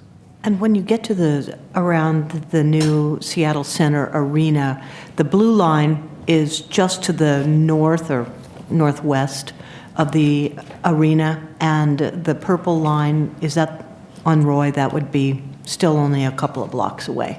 Is Correct. that right? Yeah. So what is, besides the cost, can you just remind us what are the benefits of one over the other there? The main issue in the Seattle Center area, as I just noted with the Harrison alternative, is that it would affect more property to the west of Seattle Center at the tunnel portal location. I think that's really what's driving it. There was a lot of support for the Republican site because it's right there beside Key Arena. There was also support for the Mercer site because it's very close to Key Arena. It's just a block away. There was less support for the Roy alternative because it's closer to the hill, not as good a walk shed. So is there any one of those four that could be built without having to take down properties that have recently been built?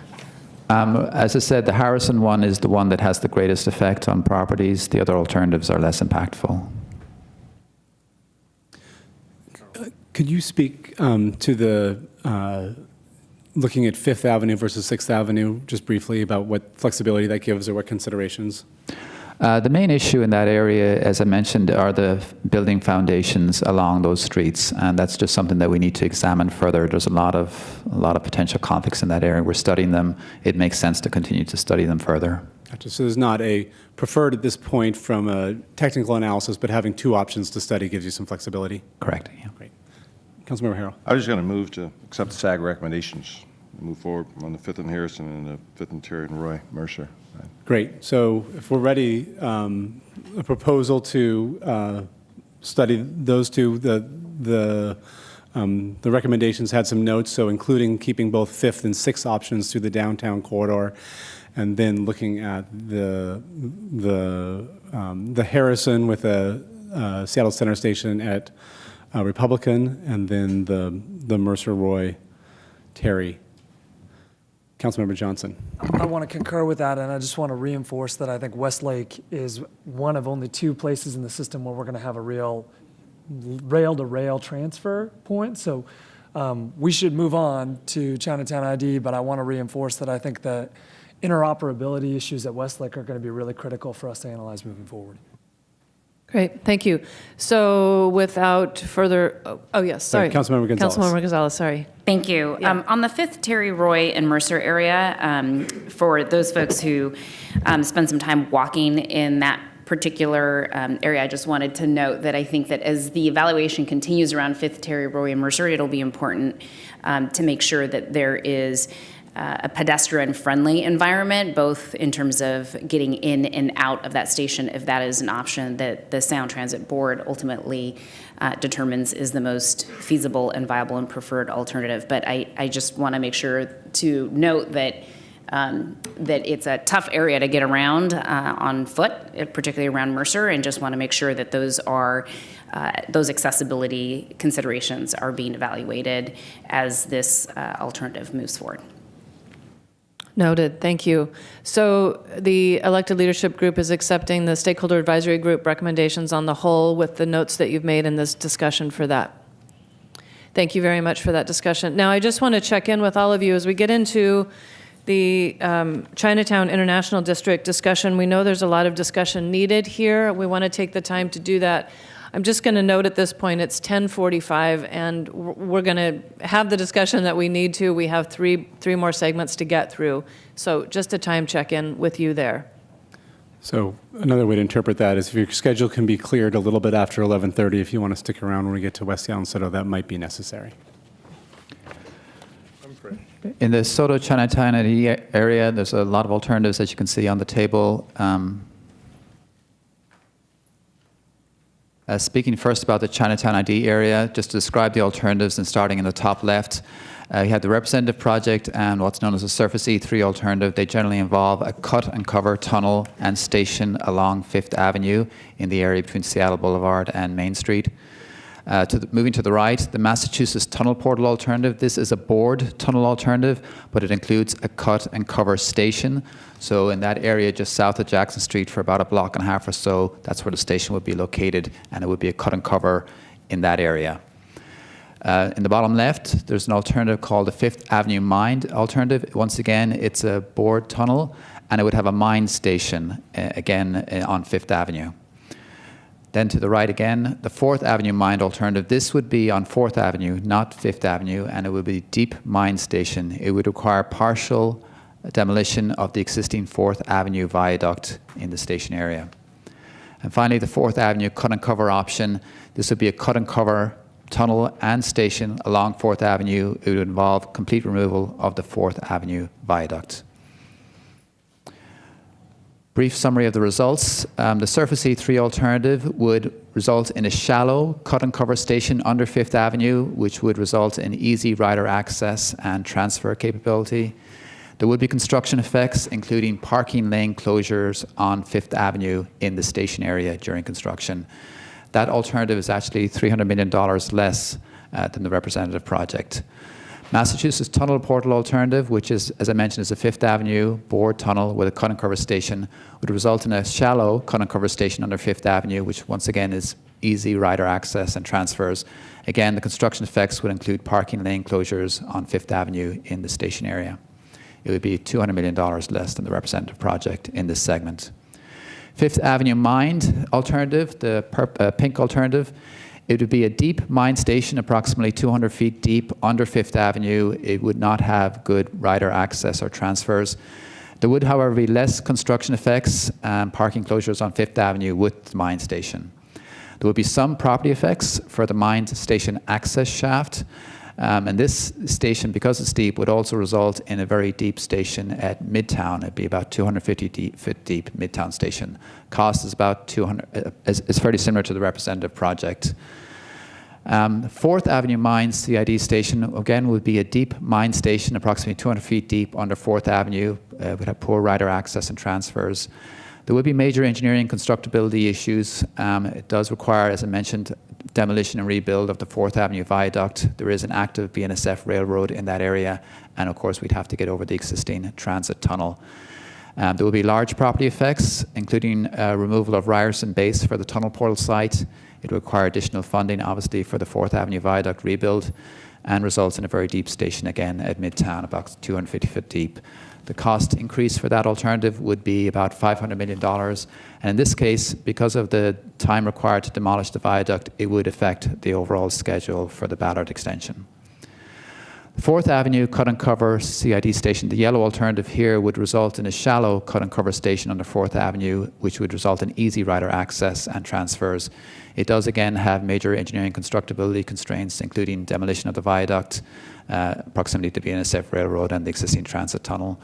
It has large property effects, including potential removal of the King County Admin Building as well as a number of other buildings in that area for the North Portal. And it would require additional funding for the viaduct rebuild. The cost delta in that case is about $600 million, and again, it would likely affect the schedule. In terms of the public feedback and common themes, starting in the top left, with the representative project and Surface C3, generally we heard concern about the cut and cover tunnel and the construction effects on Fifth Avenue. With the Massachusetts Tunnel Portal alternative, there was support for the board tunnel cut and cover station on Fifth Avenue due to the reduced construction effects and the shallower station. For the Fifth Avenue Mine alternative, there was support for the reduced construction effects. There was concern, however, about the access due to it being a deep station. With the Fourth Avenue Mine alternative, there was support for the closer proximity to King Street Station and the reduced CID effects along Fifth Avenue, and there was concern about the traffic detours and access due to the deep station because this would require closure of Fourth Avenue for a number of years. And finally, for the Fourth Avenue cut and cover option, support again for the closer proximity to King Street Station and the reduced CID effects along Fifth Avenue, as well as the fact that it would be a shallower station. Again, concern about the traffic detours. I'll just hand it over to Lita to talk about the RET conclusions. Thank you. So looking at the level 2 evaluation, we focused in the Chinatown International District on construction effects and displacements in particular, as well as passenger transfer environment and bus rail integration. A few top findings. So the alternatives present varying degrees of potential construction impacts, with the more proximate potential impacts to property in the right-of-way along the western edge of the community, the Chinatown International District community, for the Fifth Avenue South alternatives, and more traffic, potential traffic impacts for the Fourth Avenue South alternatives.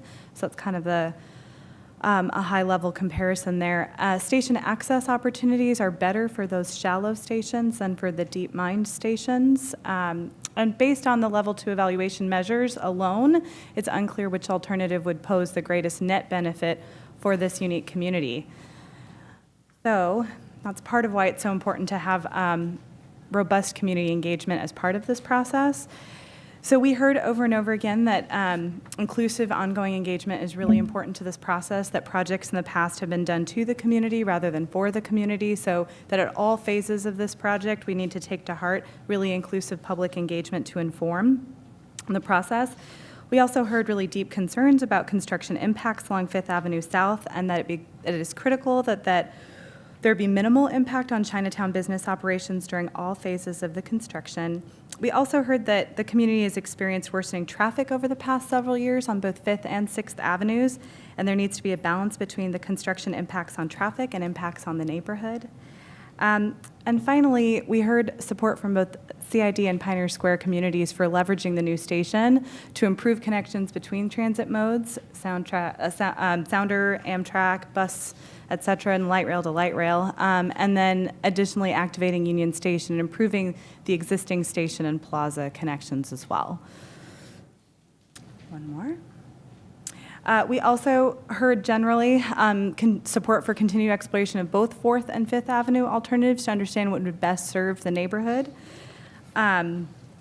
We heard about the importance of those easy passenger transfers, so in terms of user experience, particularly for the elderly and those with more limited mobility.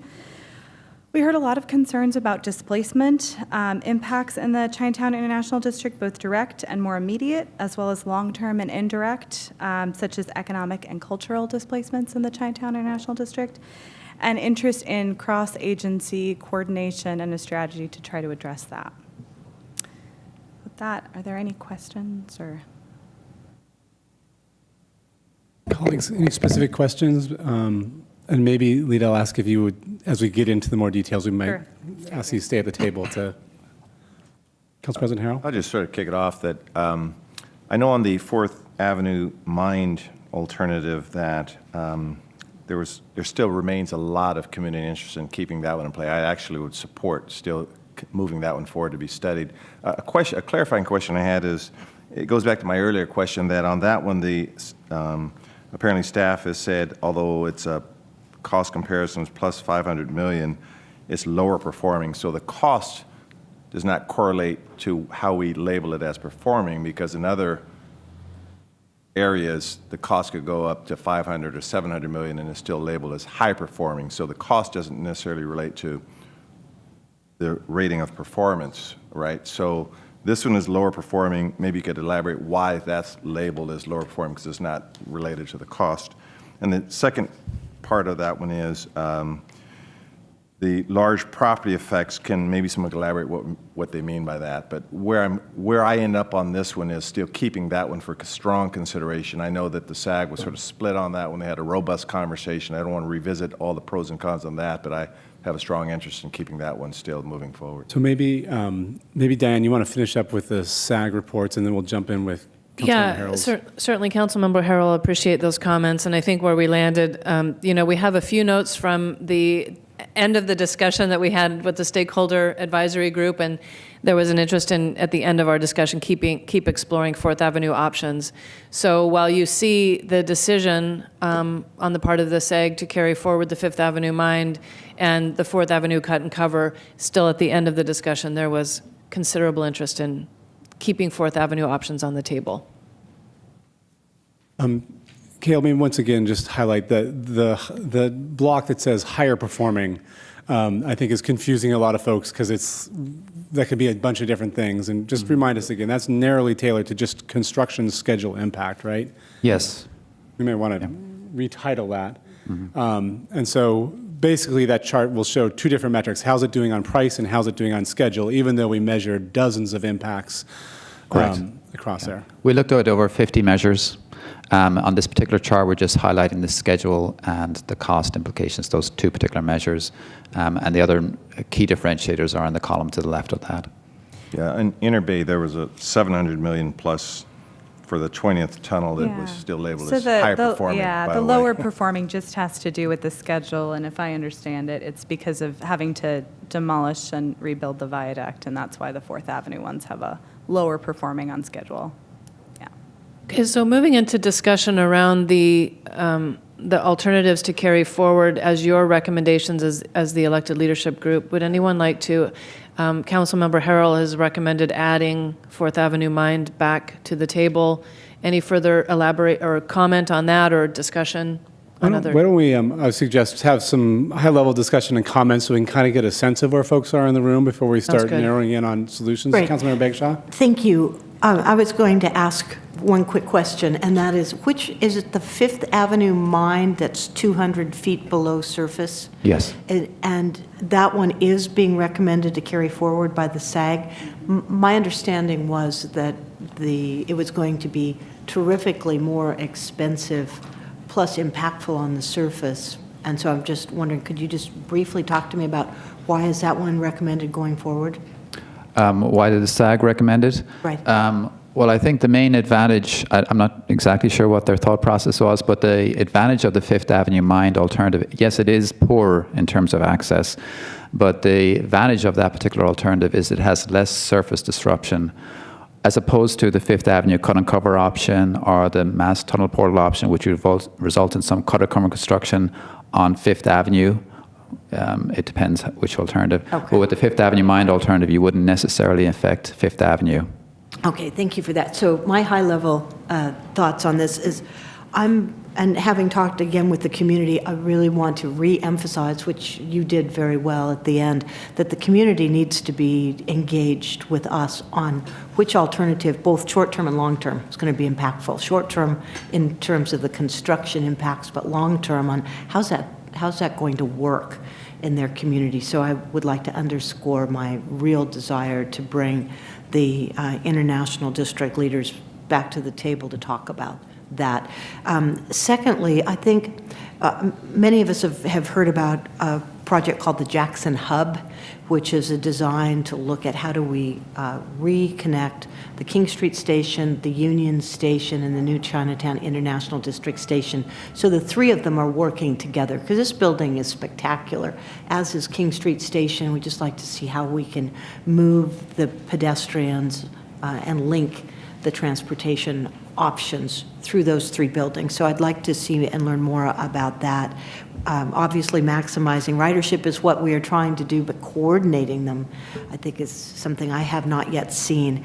But I do believe that the neighborhood development with neighborhood alliances is something that you did talk about right at the end, but I would like to come back and refocus on that and look at how we're coordinating these transportation efforts through the international district so they feel that they're not only a part of it, but that at the end they're winners, because I know that they haven't felt that way in some of the major projects that we've done. Got a number of folks in the queue. So Councilmember McDermott, followed by Commissioner Bowman, Councilmember Gonzalez, and then Mayor Durkin. Thank you, Councilmember O'Brien. And to share some real high-level concerns and thoughts about this particular part of the segment, I think Councilmember Harrell foreshadowed in an earlier comment that this segment itself is where maybe the most work and thought still needs to go on. Regarding Chinatown International District, the community, I as a representative, I think all of us in the room are very aware of the historic elements that have affected the community, from the railroad to I-5 to the multiple stadiums and arenas. And I think that we need to be very mindful of that and the history of the community we're affecting.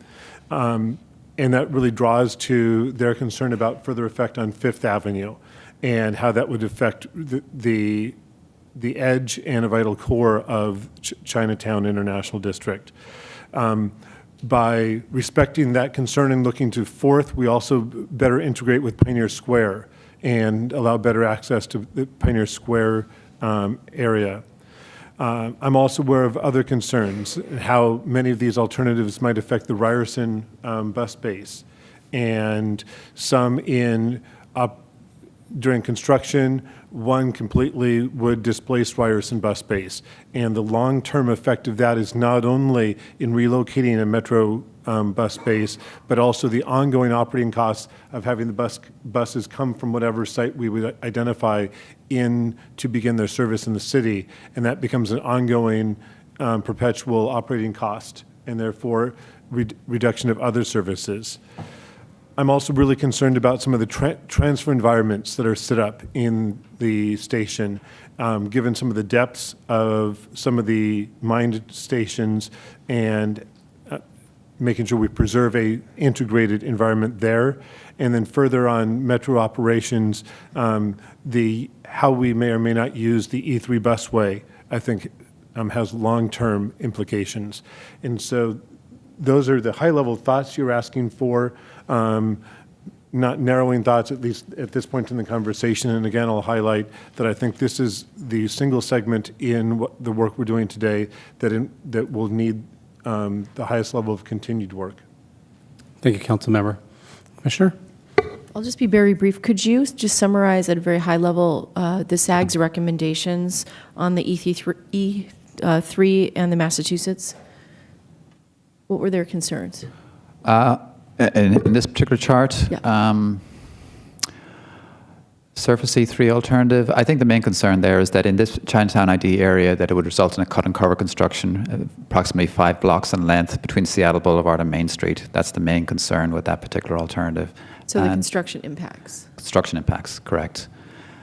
With the other alternative, Massachusetts Tunnel Portal alternative, once again, it doesn't have as much construction impact in the sense that it's less cut and cover construction, but it would still have a cut and cover construction in the station area, which is about 1.5 blocks south of Jackson Street along Fifth Avenue. So, Councilmember Gonzalez. Thank you. So I wanted to thank the Sound Transit staff for spending several hours with me discussing and really digging into the details around both SODO and Chinatown International District. And I'm just really appreciative of the opportunity to have spent some time outside of this context really digging into what some of the concerns are from potentially impacted members of the Chinatown International District. And I think Councilmember McDermott said it well when he started off his comments by recognizing that there has been a historical negative impact in this neighborhood as a result of infrastructure projects that have really resulted in perpetuating generations and years of racism and discrimination and exclusion in this particular part of our city. And so I think that after all my conversations with and reading material submitted to me from members of this community and also spending time with Sound Transit staff, I think it's incredibly important for us to continue to work on resolving and finding answers to the multitude of questions that still exist as it relates to a lot of these options here. I think this is one of the segments where we're probably going to end up in a place where we are adding more to the table as opposed to whittling it down. But I think we've done a very good job of whittling down in other areas on the line. And so I think that it's appropriate for us to make sure that we are responsive to community concerns, and in doing so that we continue to echo as the elected leadership group to the Sound Transit Board how critically important it will be in the future work of evaluating some of these alternatives to make sure that we continue to include stakeholders in the Chinatown International District to be part of the conversation related to what they want to see in their community and what impacts they're willing to accept in return for added transportation in their community. And my hope is that we don't just ask these groups to continue to volunteer their time, but that we resource that community outreach so that the ability of Sound Transit to really meaningfully engage this community is done correctly and deeply. And so those are my high-level thoughts, and I'm looking forward to continuing this conversation, not just today when we decide which recommendations to advance, but forward going to make sure that we continue to incorporate many leaders and impacted folks in the Chinatown International District. Thank you, Councilmember. Mayor Durkin?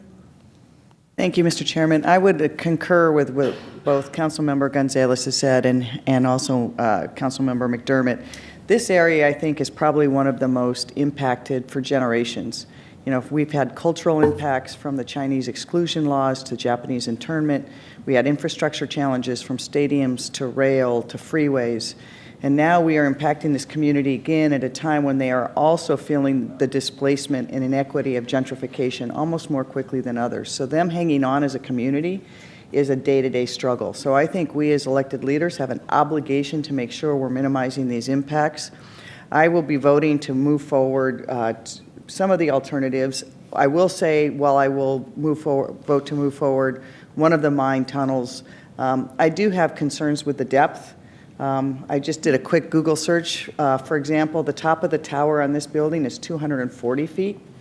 If we're talking about a midtown tunnel that's 250 feet, that's accessible only by elevators, Its use will be minimized as if we have a 200-foot or more tunnel here in Chinatown International District, particularly in Phil.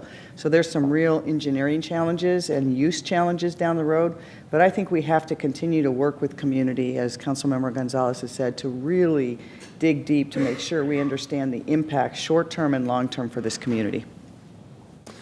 Executive Constantine and then Councilmember Harrell. Quickly, in concurring with the mayor's comments, I think that we haven't found the right mix here yet.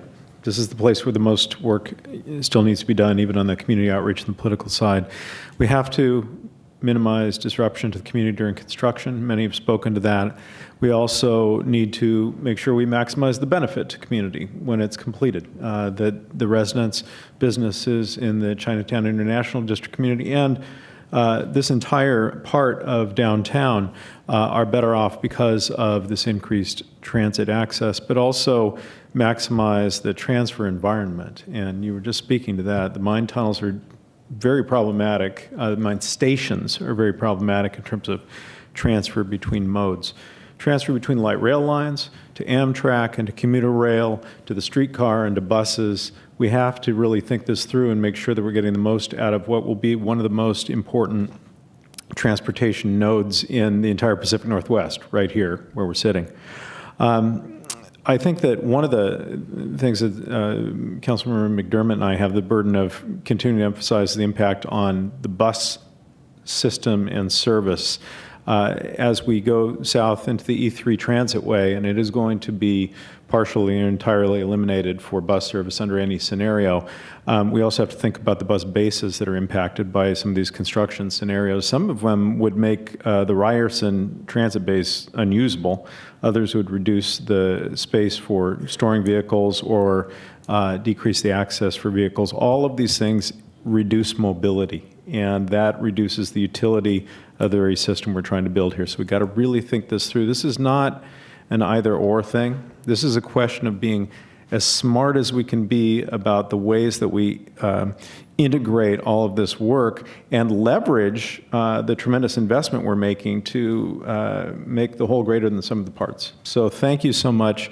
I agree with the city's perspective that we should move forward multiple options to study here, but I really do think we collectively need to dig into this because we can, in fact, make this a win for all of those who have been engaged so far. Thank you. Thank you. Councilmember Harrell. Thank you. Well, everyone's so polite to each other. Man, I could get used to this. Huh? Where's Alex Zimmerman when you need him? Don't get too used to it. Along those lines, I mentioned the 4th Avenue mine, at least my strong desire to have that moving forward. I actually feel the same way about the Massachusetts tunnel portal for a variety of reasons. It's obviously shallower. It's high-performing according to how we're gauging it in terms of the impacts of construction, and it's actually, I think, $200 million, as the chart shows below the representative rail, the cost comparison. I think, again, for the reasons that Executive Constantine just described, that too should move forward. And Dave, I hear you, but I think because of the significance that Councilmember McDermott talked about, still Massachusetts still deserves a more thorough look in addition to the 4th Avenue mined alternative.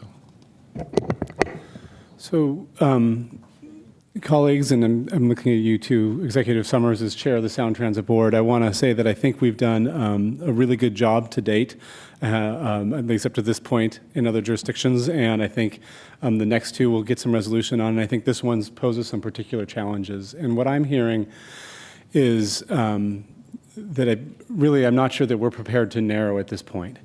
And I guess what I would propose maybe is that we are ready to move on to level 3 in a number of the other geographies. And at this one, we need some more time. And I guess, I would ask the board to consider what that looks like if there's a step 2.5 with a little more study. I do think that I first want to applaud the work that Sound Transit in conjunction with the City of Seattle have done on the Racial Equity Toolkit and engaging community. I know there are community members here today and have been working really hard to understand this complex transportation issue. I want to lift up, too, that this community that we're sitting in right now, the Chinatown International District, did not ask to be a multimodal hub for the region. They did not say, we really hope people coming from the east side to the airport will transfer at our station, or people coming from Northgate to the airport, and yet that's the reality of what they face. And so this community has, like all communities, is unique and has a unique set of challenges, and we're overlaying on top of that some real complex transportation issues. And as others have said, we need to get those transportation issues right for the entire region, considering both kind of ease of transfer and mobility and costs. And I think we owe it to this community to continue to engage with them going forward. I don't know exactly what that looks like, but I guess I would ask the board to give us collectively a little more time to build on the work of that racial equity toolkit, to make sure that we can engage, maybe focus our engagement collectively at the city and the agency and the county with community members, be able to try to deliver some really specific answers to them. What are the impacts of a tunnel in this location? How many days or weeks will the street be closed? Which businesses will move? We obviously have a timeline that we don't want to slide on because, as we heard earlier, the one thing that people ask most often is, how can we get it sooner? But I do think, I think we'll have clarity on a lot of other geographies. A bit of a pause here, or maybe it's a level 2.5 that we're asking for. I'll let the board kind of decide how to do that. But I would suggest we kind of come back and talk about how we can increase our engagement and maybe set kind of a revised timeline on coming to some interim elimination. Executive Summers? So despite my earlier comments, I totally understand the complexity and history and all the issues that are here. And, as Sound Transit board members, we all try to be sensitive of each other's communities as well. So I support your proposal. Thank Diana, you. do you want to try to recharacterize what we've said? Certainly. Thank you for your comments on that. And I think just in terms of giving Sound Transit the direction that they need from you as the elected leadership group, what I've heard specifically from Councilmember Harrell, in addition to the high-level concerns and comments around engineering, community engagement, impacts to the community, construction, transit integration, those issues, adding back into, for purposes of continued open evaluation, the Massachusetts Tunnel Portal and the 4th Avenue Mind. Yeah, I think that's accurate. Okay. I think we're looking at, I don't know that we're asking for, millions of dollars to be spent on deep study on all these. Correct. It may be that we need a little more information. It may be that we have it. We need to communicate it. But I think we need to think about convening folks in a way where we can start to have some discussions about how we move forward, and a little more time would be helpful. Okay. Councilmember Bagshaw and then Peter. I concur with what you just said.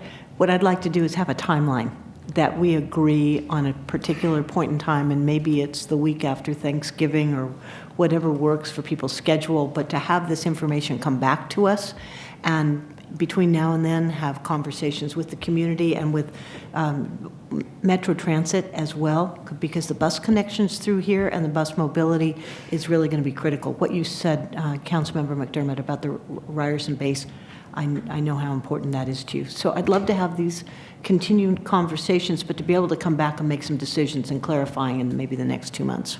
Great. Peter?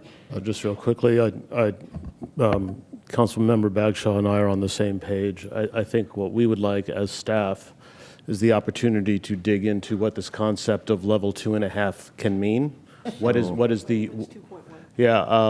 the reasonable amount of time that we need to do to answer some of those questions, and use that time for what we all agree is an aggressive effort at further community engagement. There already has been a great deal of it. Clearly, we need to do a great deal more. And make sure that we're doing it and communicating with the right people and giving them answers to their questions. So if you would allow staff a little deference to figure out what is the right time to perhaps reconvene a briefing of the ELG with that additional analysis while that community development goes on, we'll meet with our staff and our engineering consultants to find out what is the appropriate time frame for that midpoint to bring you all back together for that. I'd just make one other observation that Sally made and others. The region on the whole is facing a critical shortage of bus-based capacity. That's already upon us. The city is going to experience it in terms of what they can procure for additional bus service. King County lives and breathes it. It's now impacting our ability at Sound Transit to put needed additional service on the street. So that also, we'll reach out to our King County Metro partners and provide a more thorough analysis of that as well. So colleagues, I think we have a path defined. Oh, sorry, I'm Councilmember. sorry.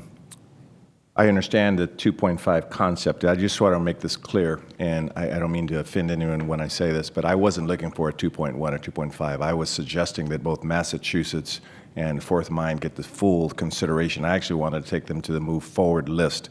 Now, having said that, I understand the constraints on time and resources, but one of my concerns is we're just sort of giving it token consideration. You're not, and everyone well-intended, of course, but I think that the advocates for the Fourth and Mine in particular, and even the Massachusetts for that matter, deserve strong consideration. So I'm not putting it in a formal motion. You heard from Councilmember Bryan, my dear friend and colleague, about a sort of 2.5, but I wasn't using a 2.5 description or 2.1. I was using a 3-point, if you will, if 3 is the moving forward number. I just want to make that clear that my silence didn't mean a 2.1 or 2.5. What is this 2-point stuff? Where did that come from? Just for clarification of what my understanding is of this concept of a 2.5 is not that there won't be a moving of Chinatown ID options to stage 3, but just that the feeling that there needs to be more work done, and we also want to be deferential to Executive Summers' request that we don't spend a lot of resources in stage 3 analyzing options that may not be moving forward. Those options may end up moving forward once we come back to have the level 3 discussion, but I think it's just a feeling that there's a lot more discussion and engagement and discussion of impacts and understanding of impacts before we make that level 3 decision. But there 2.9. there will still be a level 3 decision. So I think as your formal recommendation as the elected leadership group, moving forward with those 4 alternatives again, the Massachusetts Tunnel Portal, Fifth Avenue Mine, Fourth Avenue Cut and Cover, as your recommendation, and some of these other discussions about timing and investment need to occur offline. Great. I appreciate everyone's engagement on this one. It's a very difficult one. Councilmember Harrell, I think you speak well for the community, and I think there's a lot of concerns. I wanted to say I don't think anyone's trying to do a token effort here, and I know that's not what you're implying. We really want to dig in deep and make sure that we understand the impacts in a challenging environment and get the best solution that works for everybody. So, for the sake of time, let's move on to Soto. Yeah, we're at 11:20, so with all due respect to the necessary dialogue around this project and the work that's been done, I would request that if you can stay, we need to continue on. We have 2 more segments to go, Soto and then West Seattle. So thank you for your patience. Okay. In the Soto segment, the alternatives are displayed on the screen starting in the top left. The first alternative is called the Surface E3 alternative. It's essentially an at-grade alignment within the E3 busway. It would include vehicle overcrossings, new vehicle overcrossings at Lander and Holgate. It also includes an additional station at Stadium, so that you have a station on both lines. The bottom left, Massachusetts Tunnel Portal alternative. Once again, that would be at grade within the E3 busway with new vehicle overcrossings at Lander and Holgate. But it would then divert from the E3 busway into a bored tunnel that continues north. Occidental Avenue alternative is shown on the right of the screen.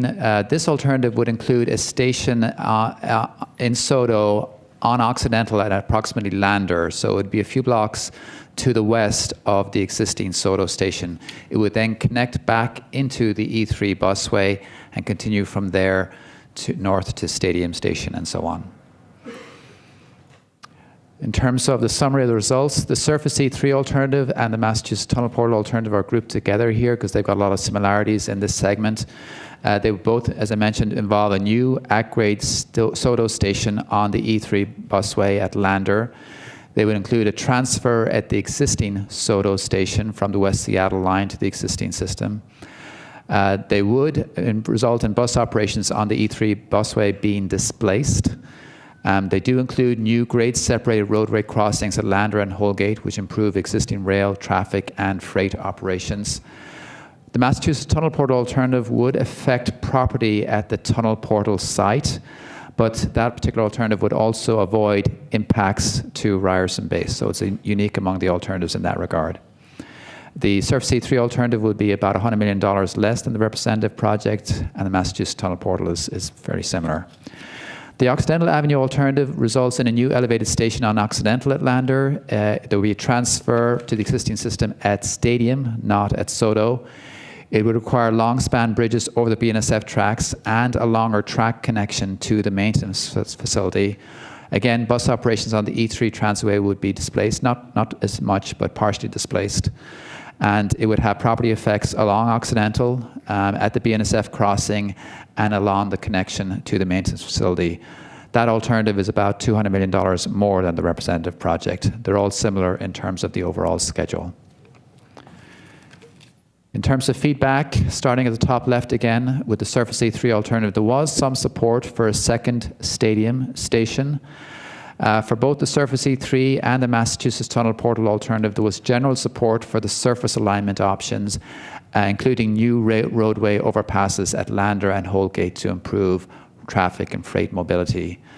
With the Occidental Avenue alternative on the right side of the screen, there was some support for locating a new Stadium station, or rather a new Soto station further west. However, there was also some concern about freight mobility and property effects. Diane. So you'll see in a moment the stakeholder advisory group recommendations, but I think it's safe to say that the discussion following the small group breakout that we did, there's a mix of opinions on Occidental Avenue, though certainly continued interest in a western station location. And in that context around Occidental were the concerns about freight effects and displacement of industrial businesses. Also a lot of conversation and mixed opinions about the Surface E3 options. So when we look then at the stakeholder advisory group recommendations, they chose to move forward for your consideration, certainly the Massachusetts Tunnel Portal and Occidental, though noting mix of opinions on treatment of Surface E3 option. So with that, I'll open it up. Great. Councilmember Johnson? Thanks. This is one of those instances where I think a slight change to the SAG recommendations would be beneficial. When I take a look at the need for us to mix and match some of the decisions that we just made in the International District, I think that they require for us to do some more analysis of the Surface E3 alternative. So I actually would recommend that we carry forward that Surface E3 alternative. And on the Occidental point, I'm pretty persuaded by the cost and some of the property, as well as some of the just land use issues in the Soto area, and feel like that's one of those that we've done enough analysis so far in level 1 and 2 to make me feel comfortable in not carrying forward that alignment. So my recommendation here would be to move along the Surface E3 and not move along the Occidental. With one other big caveat here, which is I think we can't get through the Soto discussion without mentioning I'm continue to be hopeful that the operations staff is going to be really engaged in the level 3 analysis so that we are not having a forced transfer out in the weather for those 5 years of West Seattle operations being open before we get the tunnel to Ballard open. So I'm hopeful that that will continue to be part of the operational analysis for the level 3. Executive Constantine and then Commissioner Bowman. Thank you. I'll take a forced transfer in the weather compared to just sitting at a dead stop on the West Seattle Bridge anymore, so thank you. I agree with what Councilmember Johnson said. I think that while Occidental was an intriguing idea, it's probably not, in the end, going to be the best investment of our money or time. And I think that we should focus instead on the transitway alignments. I would just want to continue to emphasize, and sounding like a broken record, that we have to have Metro and Sound Transit working together on the impacts to the bus bases, Ryerson and Central Atlantic, because a reduction in the utility of those facilities will cost us all money and will cost us all mobility and the ability to bring people to the light rail line we're building. So this is, it's not that political. It's an engineering issue. We've got to figure out how we can fit all these pieces of infrastructure in together so they work well together. And I'm confident we can do it, but it is going to take us all rolling up our sleeves with the same goal in mind. Thank you. Commissioner? Thank you. Well, this one is easy. I just want to concur then with Executive Constantine. I'd also like to see the Occidental, I think intriguing, but huge impacts on freight mobility. And certainly the Mass Tunnel Portal and E3. While I recognize the impacts to the bus space, I did want to offer up, if I may, to the King County Council and Metro, that if there's something that the port can do to help with the bus issue, please don't hesitate to reach out. I mean that in all seriousness. We have quite a bit of land, and if there's something that we can do to help lessen the impacts on that, I would like us to pursue it. It seems like we have consensus here. I want to see if there's anyone else who has a differing opinion that they want to speak up on. So I think, okay, Councilmember Gonzalez? Not necessarily differing. I mean, I had come here originally ready to support the SAG recommendations around Occidental Avenue and find some of the comments that are being made here today to be persuasive. I think ultimately what I was hearing from folks in the SoDo area is that they really wanted to make sure that there was that mobility between east-west. You know, west of the train tracks is where most of the employment center is and hub is. And so I think making sure that Sound Transit is working with Metro, et cetera, in terms of creating real multimodal ways for people to get to and from the station is going to be a critical part of making sure that this station is successful and that the utilization rate is high regardless of whether it's on Occidental or not. So just want to sort of signal my understanding that this particular part of town really has expressed a sincere desire to have that east-west connections occur, and I think it's important for us to make sure that they hear from us today that we aren't making this decision in terms of changing the Occidental Avenue or disagreeing with the Occidental Avenue recommendation sort of in isolation of that understanding. Great. Thank you, Councilmember. Councilmember Herbold? I just wanted to add that I am also convinced to take Occidental off the table because of the fact that there, under this option, there's no transfer point for West Seattle bus riders, and it's not clear that there's a good solution for that as well. I think the things we're hearing, E3 busway and Massachusetts Tunnel Portal going forward, not the Occidental option. And the notes category, strong aligned interest about maintaining operability of bus spaces. I think Sound Transit, King County, and the City of Seattle and the Port of Seattle are all very interested in that. So that's some work to be done as we look at all these alignments. And the transfer for folks coming from West Seattle, although Executive Constantine said he's happy to transfer in the rain as long as he's not stuck in traffic. So we'll note that for sure. Correct. Thank you so much.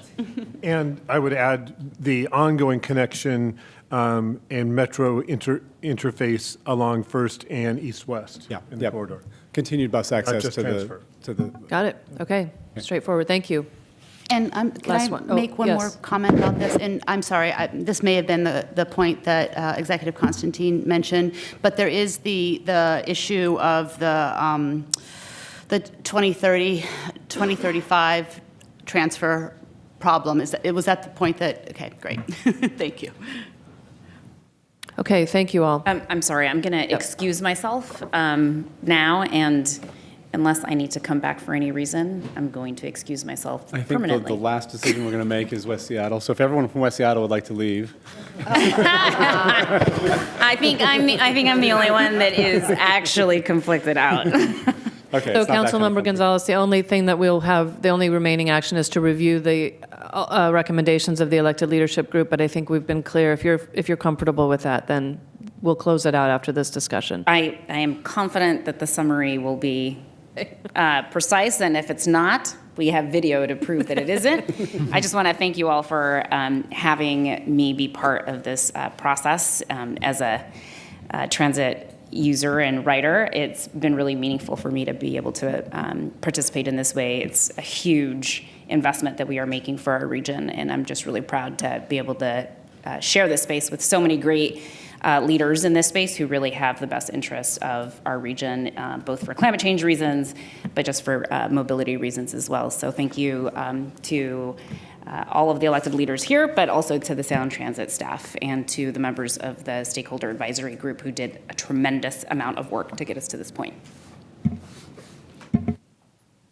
Thank you. Let's Jump in, move on Diane. to West Seattle Duwamish. And again, I apologize, it's 11:30, but we thank you for your continued commitment for this discussion that's important. In the West Seattle Duwamish segment, we have 5 alternatives. They're illustrated on this graphic. Moving from right to left in this case, on the right side of this graphic, Soto, and the west side is the West Seattle Peninsula and Alaska Junction and so on. You can see there are a couple of crossing locations of the Duwamish. Generally, there's options on either the south or north side of the West Seattle Bridge that would affect Harbor Island. And then we have an option that would cross Duwamish a good bit further south, closer to Idaho Street. All of the options include a station in the Delridge area, extending anywhere from Andover Street down towards the Genesee area. Then we have an option of a station at Avalon, which could be just to the west, or rather to the east of Avalon, Avalon Way and Fauntleroy. And we've also got options that straddle Fauntleroy Way.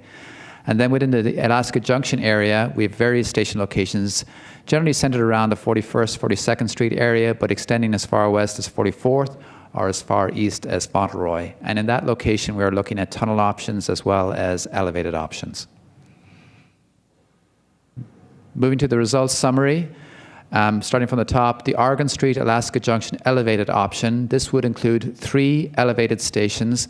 It does increase the residential and business effects at the junction. It does complicate a future extension south, and it would result in a high guideway along the Genesee portion of the alignment. It's similar in terms of cost, and it's also similar in terms of the schedule. It wouldn't affect the overall timeline of getting to West Seattle by 2030. The next option, labeled the Oregon Street Alaska Junction Tunnel Alternative, it's light brown color. It includes 1 tunnel station in the junction as well as 2 elevated stations. It would result in a high guideway along Genesee. It has fewer engineering constraints, primarily to do with the Duwamish crossing. This alternative assumes a north crossing of the Duwamish, which results in less engineering constraints. However, that particular crossing would have a greater effect on freight and port terminal facilities, especially during construction. It includes a tunnel and require additional funding, and the cost delta for this alternative is an additional $500 million. Also, because it includes a tunnel, it would likely affect the overall schedule for getting to West Seattle by 2030. The next alternative is the Golf Course Alaska Junction Tunnel Alternative, light blue in color. It includes 2 tunnel stations, 1 elevated station. It would lessen the residential and business effects in the junction. It would result in a low guideway along Genesee. It does include a tunnel that would require additional funding, and the cost delta is approximately additional $700 million. Once again, it could affect the schedule. And finally, the Pigeon Ridge West Seattle Tunnel Alternative, the purple alternative. This includes 2 tunnels and 2 tunnel stations and 1 elevated station. It has the most engineering constraints, number of engineering constraints with getting through the Soto area with transmission lines, crossing the Argo Yard, and the widest crossing of the Duwamish, as well as slope stability issues with going through Pigeon Ridge. It also has the most effects to the Duwamish Greenbelt. It would result in a low guideway along Genesee and would lessen the residential and business effects in Delridge, but it includes 2 tunnels and would require additional funding. The cost of this alternative in this segment is an additional $1,200 million, and it would also likely affect the schedule. In terms of public feedback, the key themes we've heard, starting from the right and moving left, there's general support for a north crossing of the Duwamish due to the less environmental effects, because you wouldn't affect the Pigeon Point steep slope area. But there would be concerns about the impacts on freight traffic, so there was interest in minimizing those effects. As we move into the Delridge area, there was general support for the off-street, lower height Delridge station, which would have more development potential. There was support for a lower height guideway through the Delridge area. There was general support for a station at Avalon that straddles Fauntleroy, and also there's a tunnel is desired in this location. In the Alaska Junction area, there was general support for a centrally located tunneled junction station in the 41st, 42nd Street area. There was support for locating the station east of the junction if it's elevated, and concern then, of course, about the close proximity of that station to the Avalon station. In general, there was concern about the cost of tunnels. Handing it over to Lita. In Delridge, looking at the key drivers of differentiation between the alternatives with respect to racial and social equity, it includes bus rail integration, opportunities for equitable development, and displacements. We really looked at the transfer environment as well, and so the better transfer environment for modes that are coming in towards the station would best serve the communities of color that are living further south and would be reliant on those transfers at Delridge. And additionally, alternatives that result in a more predictable redevelopment scenario offer the highest potential for equitable transit-oriented development. So those were sort of the key pieces in terms of the evaluation. What we heard from the community was that, first of all, light rail would be new in this community, whereas in the Chinatown International District, light rail is there. So ensuring that as light rail comes online, that we do provide education on how it works and ensure that the access environment from bus to light rail is easy, so wayfinding being important. And then equitable development opportunities that benefit the community could help address some of the displacement pressures that they're feeling and are concerned about, that the community is becoming less affordable, and could provide sorely needed neighborhood amenities such as a grocery store has been brought up repeatedly.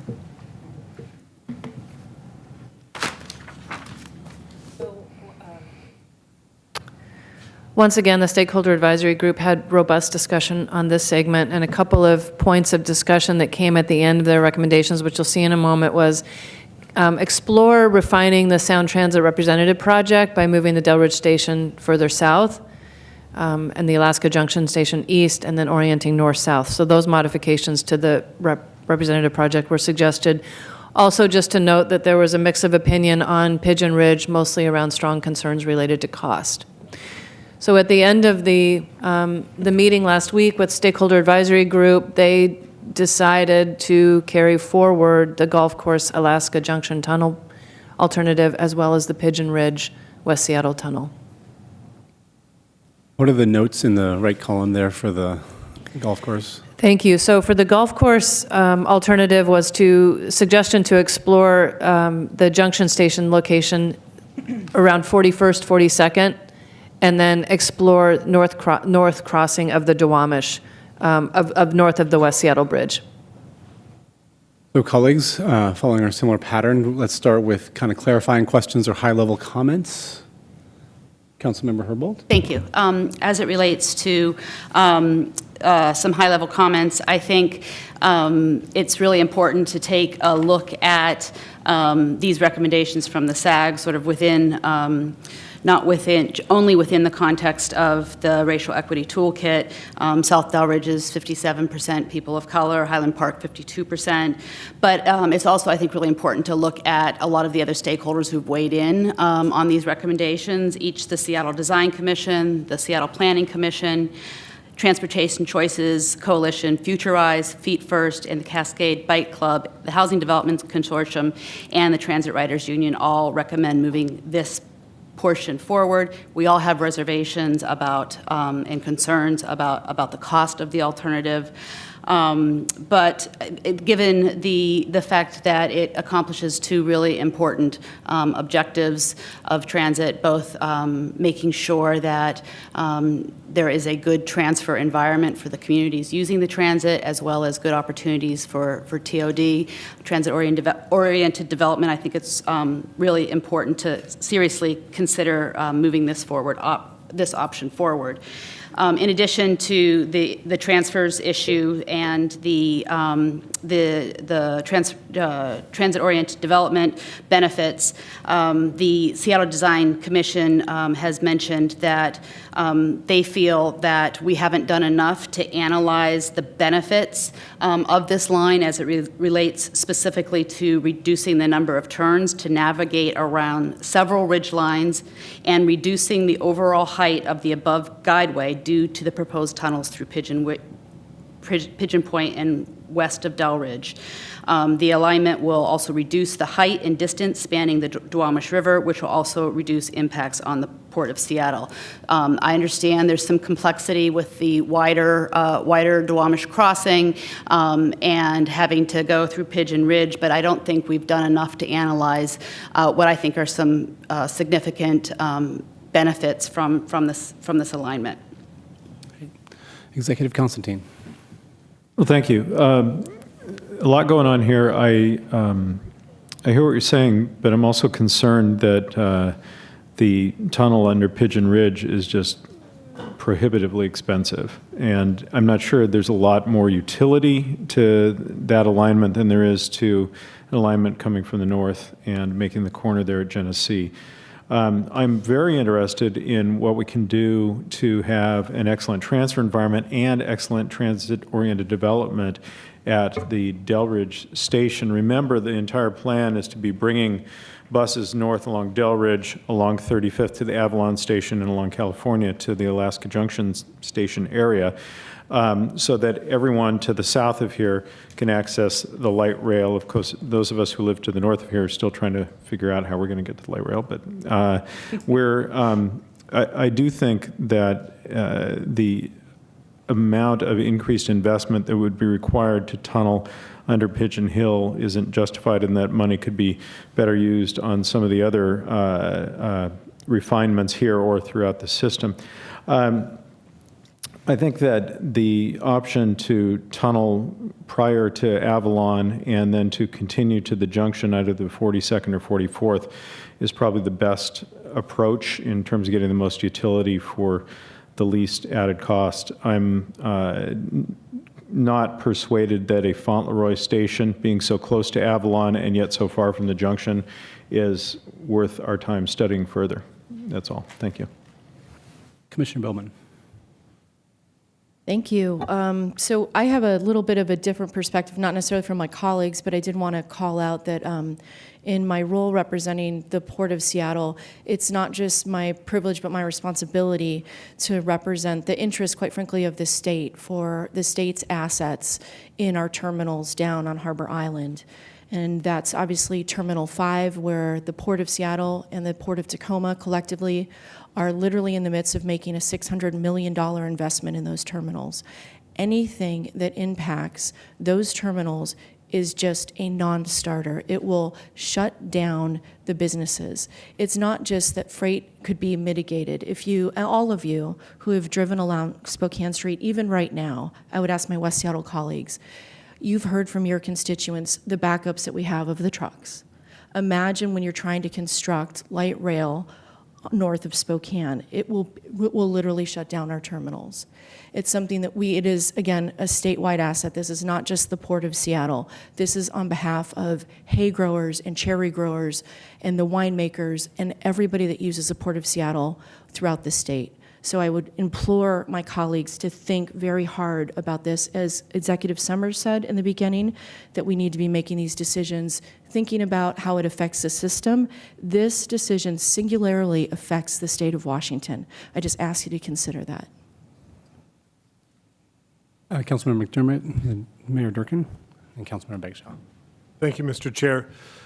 I hear the port's concerns and recognize that we need the port and our resources to be successful. And whether we make a final decision today or whether we continue, if we do continue, to make sure that any study of a north crossing has to be in careful consultation with the port, and so that we fully understand what impacts those are and may be able to address mitigation and are aware when we cannot, and address and realize then that that there's a point where that comes off the table if we cannot make mitigation in that conversation.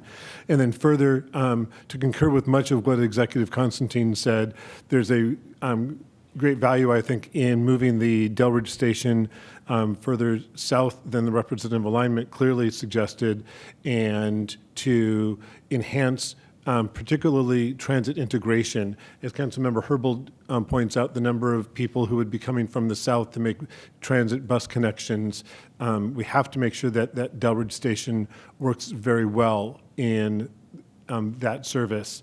And moving to a junction station serving the Alaska Junction, I would concur that a Fauntleroy station doesn't meet that test, that it is too close to the Avalon station and not close enough to the junction itself. While I personally would have, I believe, a strong interest in 44th, I can be persuaded that 42nd better serves the walk shed and future development plans.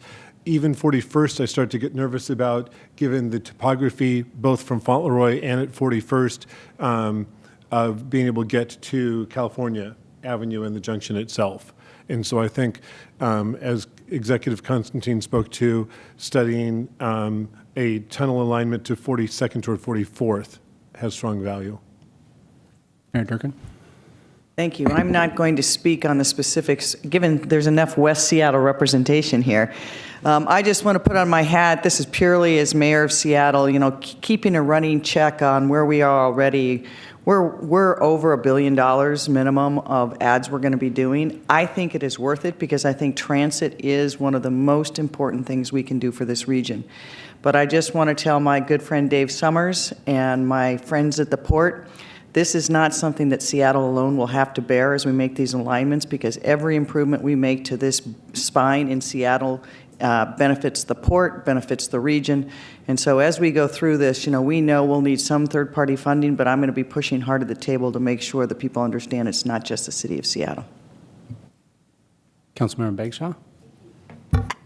My question comes back to what Commissioner Bowman was asking about and the impact on the port. And I had the pleasure of driving with you and some of the port colleagues to see what that is.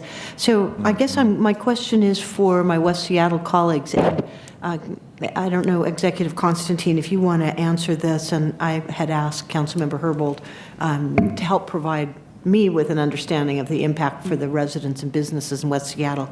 But if I'm looking at and trying to balance these costs too, can I mix and match? Can I ask this question about making sure that the alignment of the, where we cross the Duwamish is actually south of the West Seattle Bridge? That's my understanding, is going to have the least impact on the port if we have intentional moving to the south.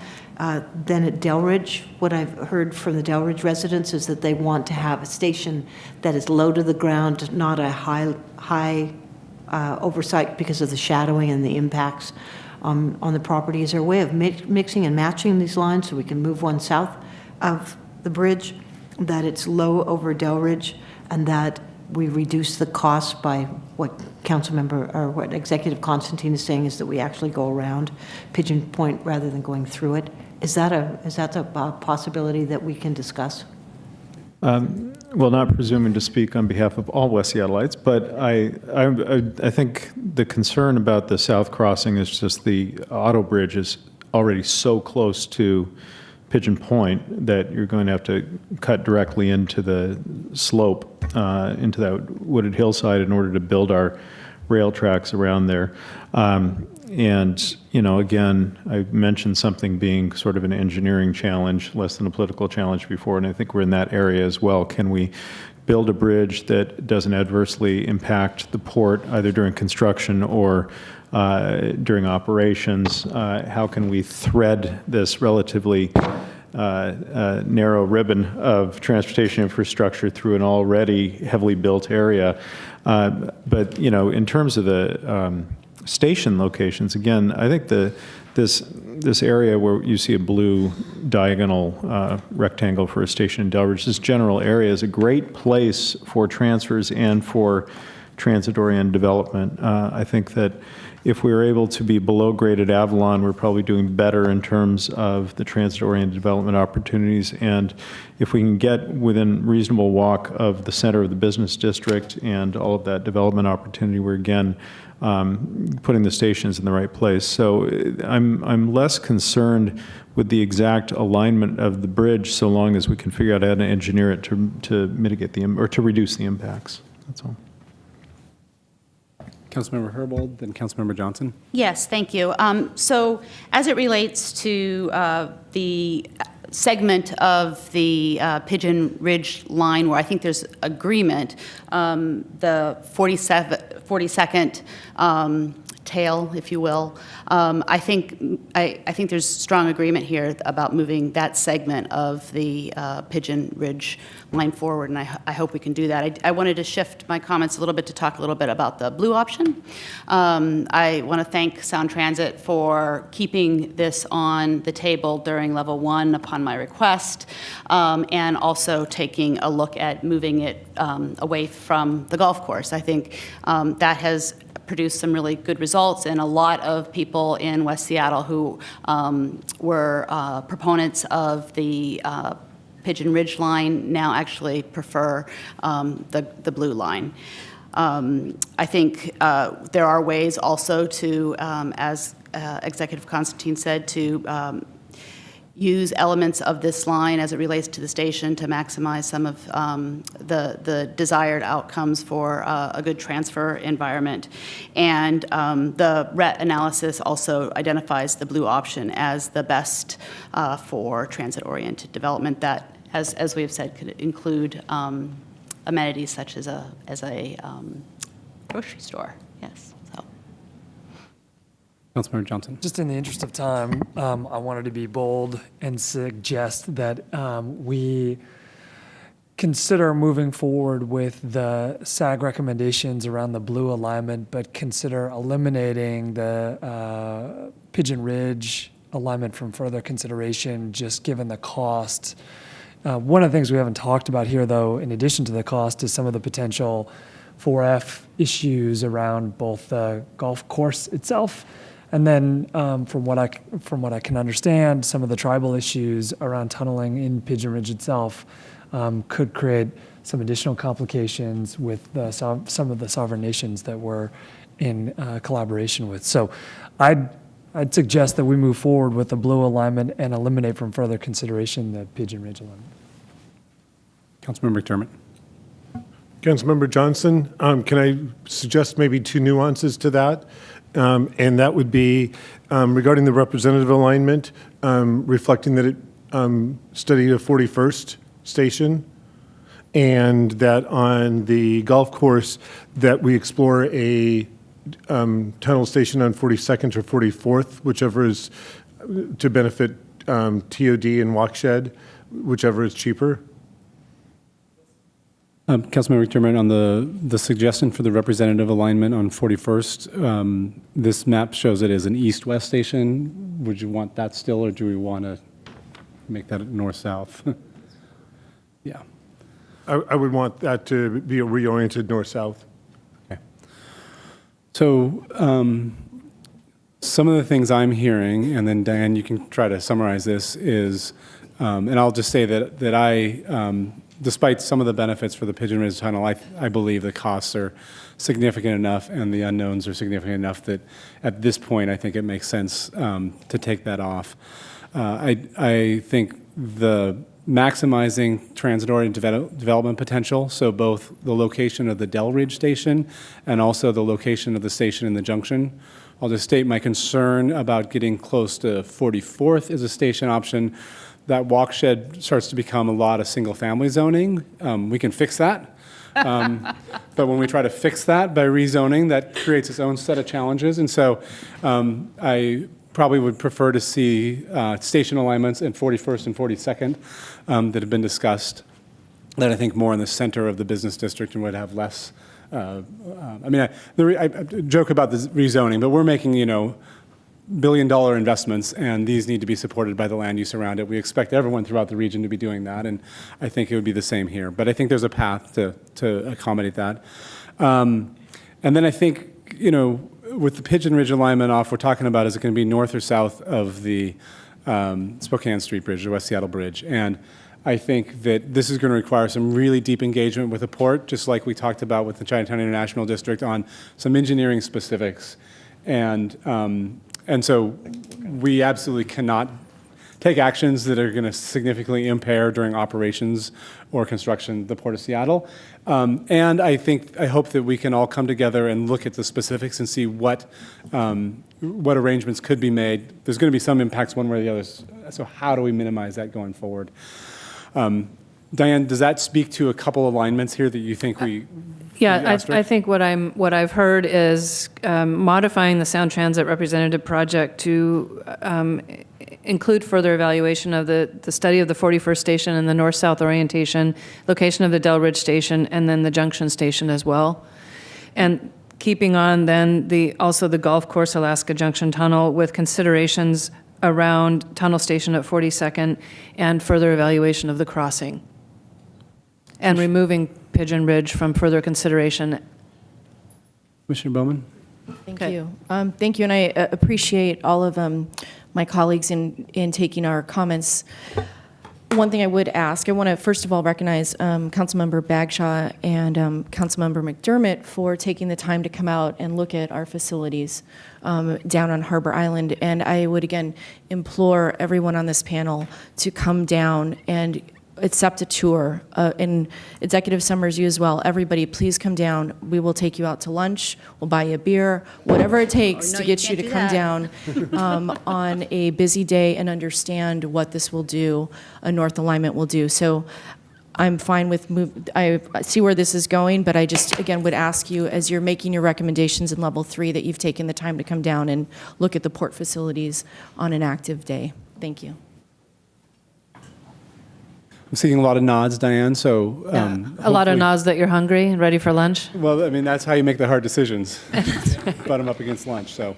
Thank you, everyone. Let me just quickly go through, if I can spare maybe 3 more minutes, just to run through your recommendations that you developed today. I'm just going to highlight, for going back to the beginning of our conversation this morning, Interbay Ballard, the elected leadership group recommendation to carry forward the Central Interbay Fixed Bridge at 14th and the Armory Way Tunnel at 14th.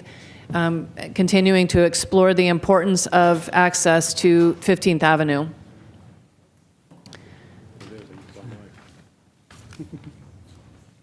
Your general discussion around concern with the representative project, the movable bridge, and anything on having anything structural on 15th Avenue like that. Consider the pedestrian bridge at Smith Cove, as well as pedestrian access to 15th Avenue, and noted concerns with the effects on Fisherman's Terminal. Downtown, your recommendations are to move forward with 5th and Harrison, 5th Terry, Roy, and Mercer, just as the Stakeholder Advisory Group did, with noted refinements around the Seattle Center Station and with 6th Avenue route through downtown. Your general discussion around transfers at Westlake Station will be critical, and consider pedestrian safety upgrades, especially at the station on Mercer. In Chinatown International District, very respectful conversation and dialogue around what needs to carry forward, and ultimately a decision to carry forward 4 of the 5 alternatives, putting 2 back on from what the Stakeholder Advisory Group did, and continuing discussion with the community and partner agencies and how to move forward there. General discussion recognizing the historical context of the impacts to that community, the need to continue interacting with the community about short-term and long-term impacts, the interest in activating Union Station, concerns with the effects of displacing the Ryerson bus base, and impacts to the E3 Transitway. Concern with, again, port transfer environment and customer experience with the Deep Mind Station, and then just needing more time to engage with the community on the various options on the table. In SODO, the elected leadership group moving forward with putting the Surface E3 back on the table and moving forward with that, continuing with the Massachusetts Tunnel Portal, and taking Occidental off for further consideration. Noting the need to continue the analysis on the interim terminus options to avoid short-term transfers, forced transfers at the SODO station, improved mobility options in SODO, and strong interest, obviously, in resolving limited bus base capacity. And finally, in West Seattle, Duwamish, noting the elected leadership group forwarding the Sound Transit Representative Project forward with modifications again to the stations, the 41st station north-south, and the location of the Delridge and Junction stations. And then moving forward with the Gulf Course Alaska Junction Tunnel, noting the need to consider the Duwamish crossing. Thank you. Let's see where, let me just orient myself here. Interest in good transfer, environment, and TOD opportunities at Delridge. The location of the station on Fauntleroy doesn't serve as Alaska Junction well and too close to the Avalon. Concern with freight mobility impacts as we consider the Gulf Course option and crossing north of the Duwamish, and then adopting the SEG recommendations to modify the representative project, but taking off Pigeon Ridge and exploring trade-offs with the 44th Avenue station location. That was a quick summary. If I can just ask on the third, concern with regional freight mobility, if you could actually revise that to say concern with state freight mobility, because that's what it is. Okay. Thank you. Thank you. On that note, got that, Lita? Okay.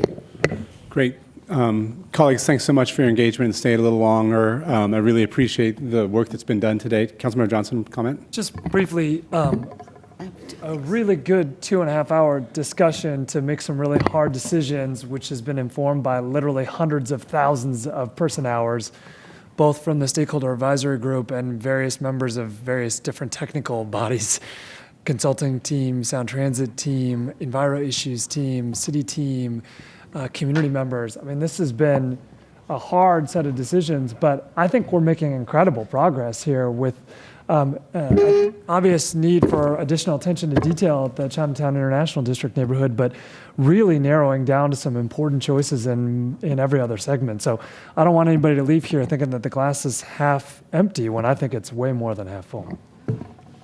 Councilmember Herbold. Thank you. And I just wanted to clarify, I didn't hear in your summary, I heard explore trade-offs with 44th, but I didn't hear an explicit keeping the 42nd tail of the Pigeon Ridge. I just want to be more explicit about 42nd. Thank you. Got that, Lita? Okay. Thank you so much. I'll just say a big thanks to, again, all the stakeholder advisory group members and other community members who've been weighing into the process. I want to thank staff, Diane and Cahill, thank you for your work here. Lita and Jennifer, thanks for your work on the racial equity toolkit. Obviously, we're going to be doing some more deep engagement, and so a next step is looking at a kind of revised timeline on how we move through some of those decisions, especially in the Chinatown International District in the near term. And look forward to, the board, I understand, will be meeting in a few weeks, and then the leadership group will be back in about a month to have another discussion. I don't know what decisions will be in front of us at that point, but we'll see where we are. Co-chair? Thank you, Mr. Co-chair. Have a good weekend, everyone. Thank you. I guess I'll officially say for Seattle Channel, this meeting will be adjourned. Thank you.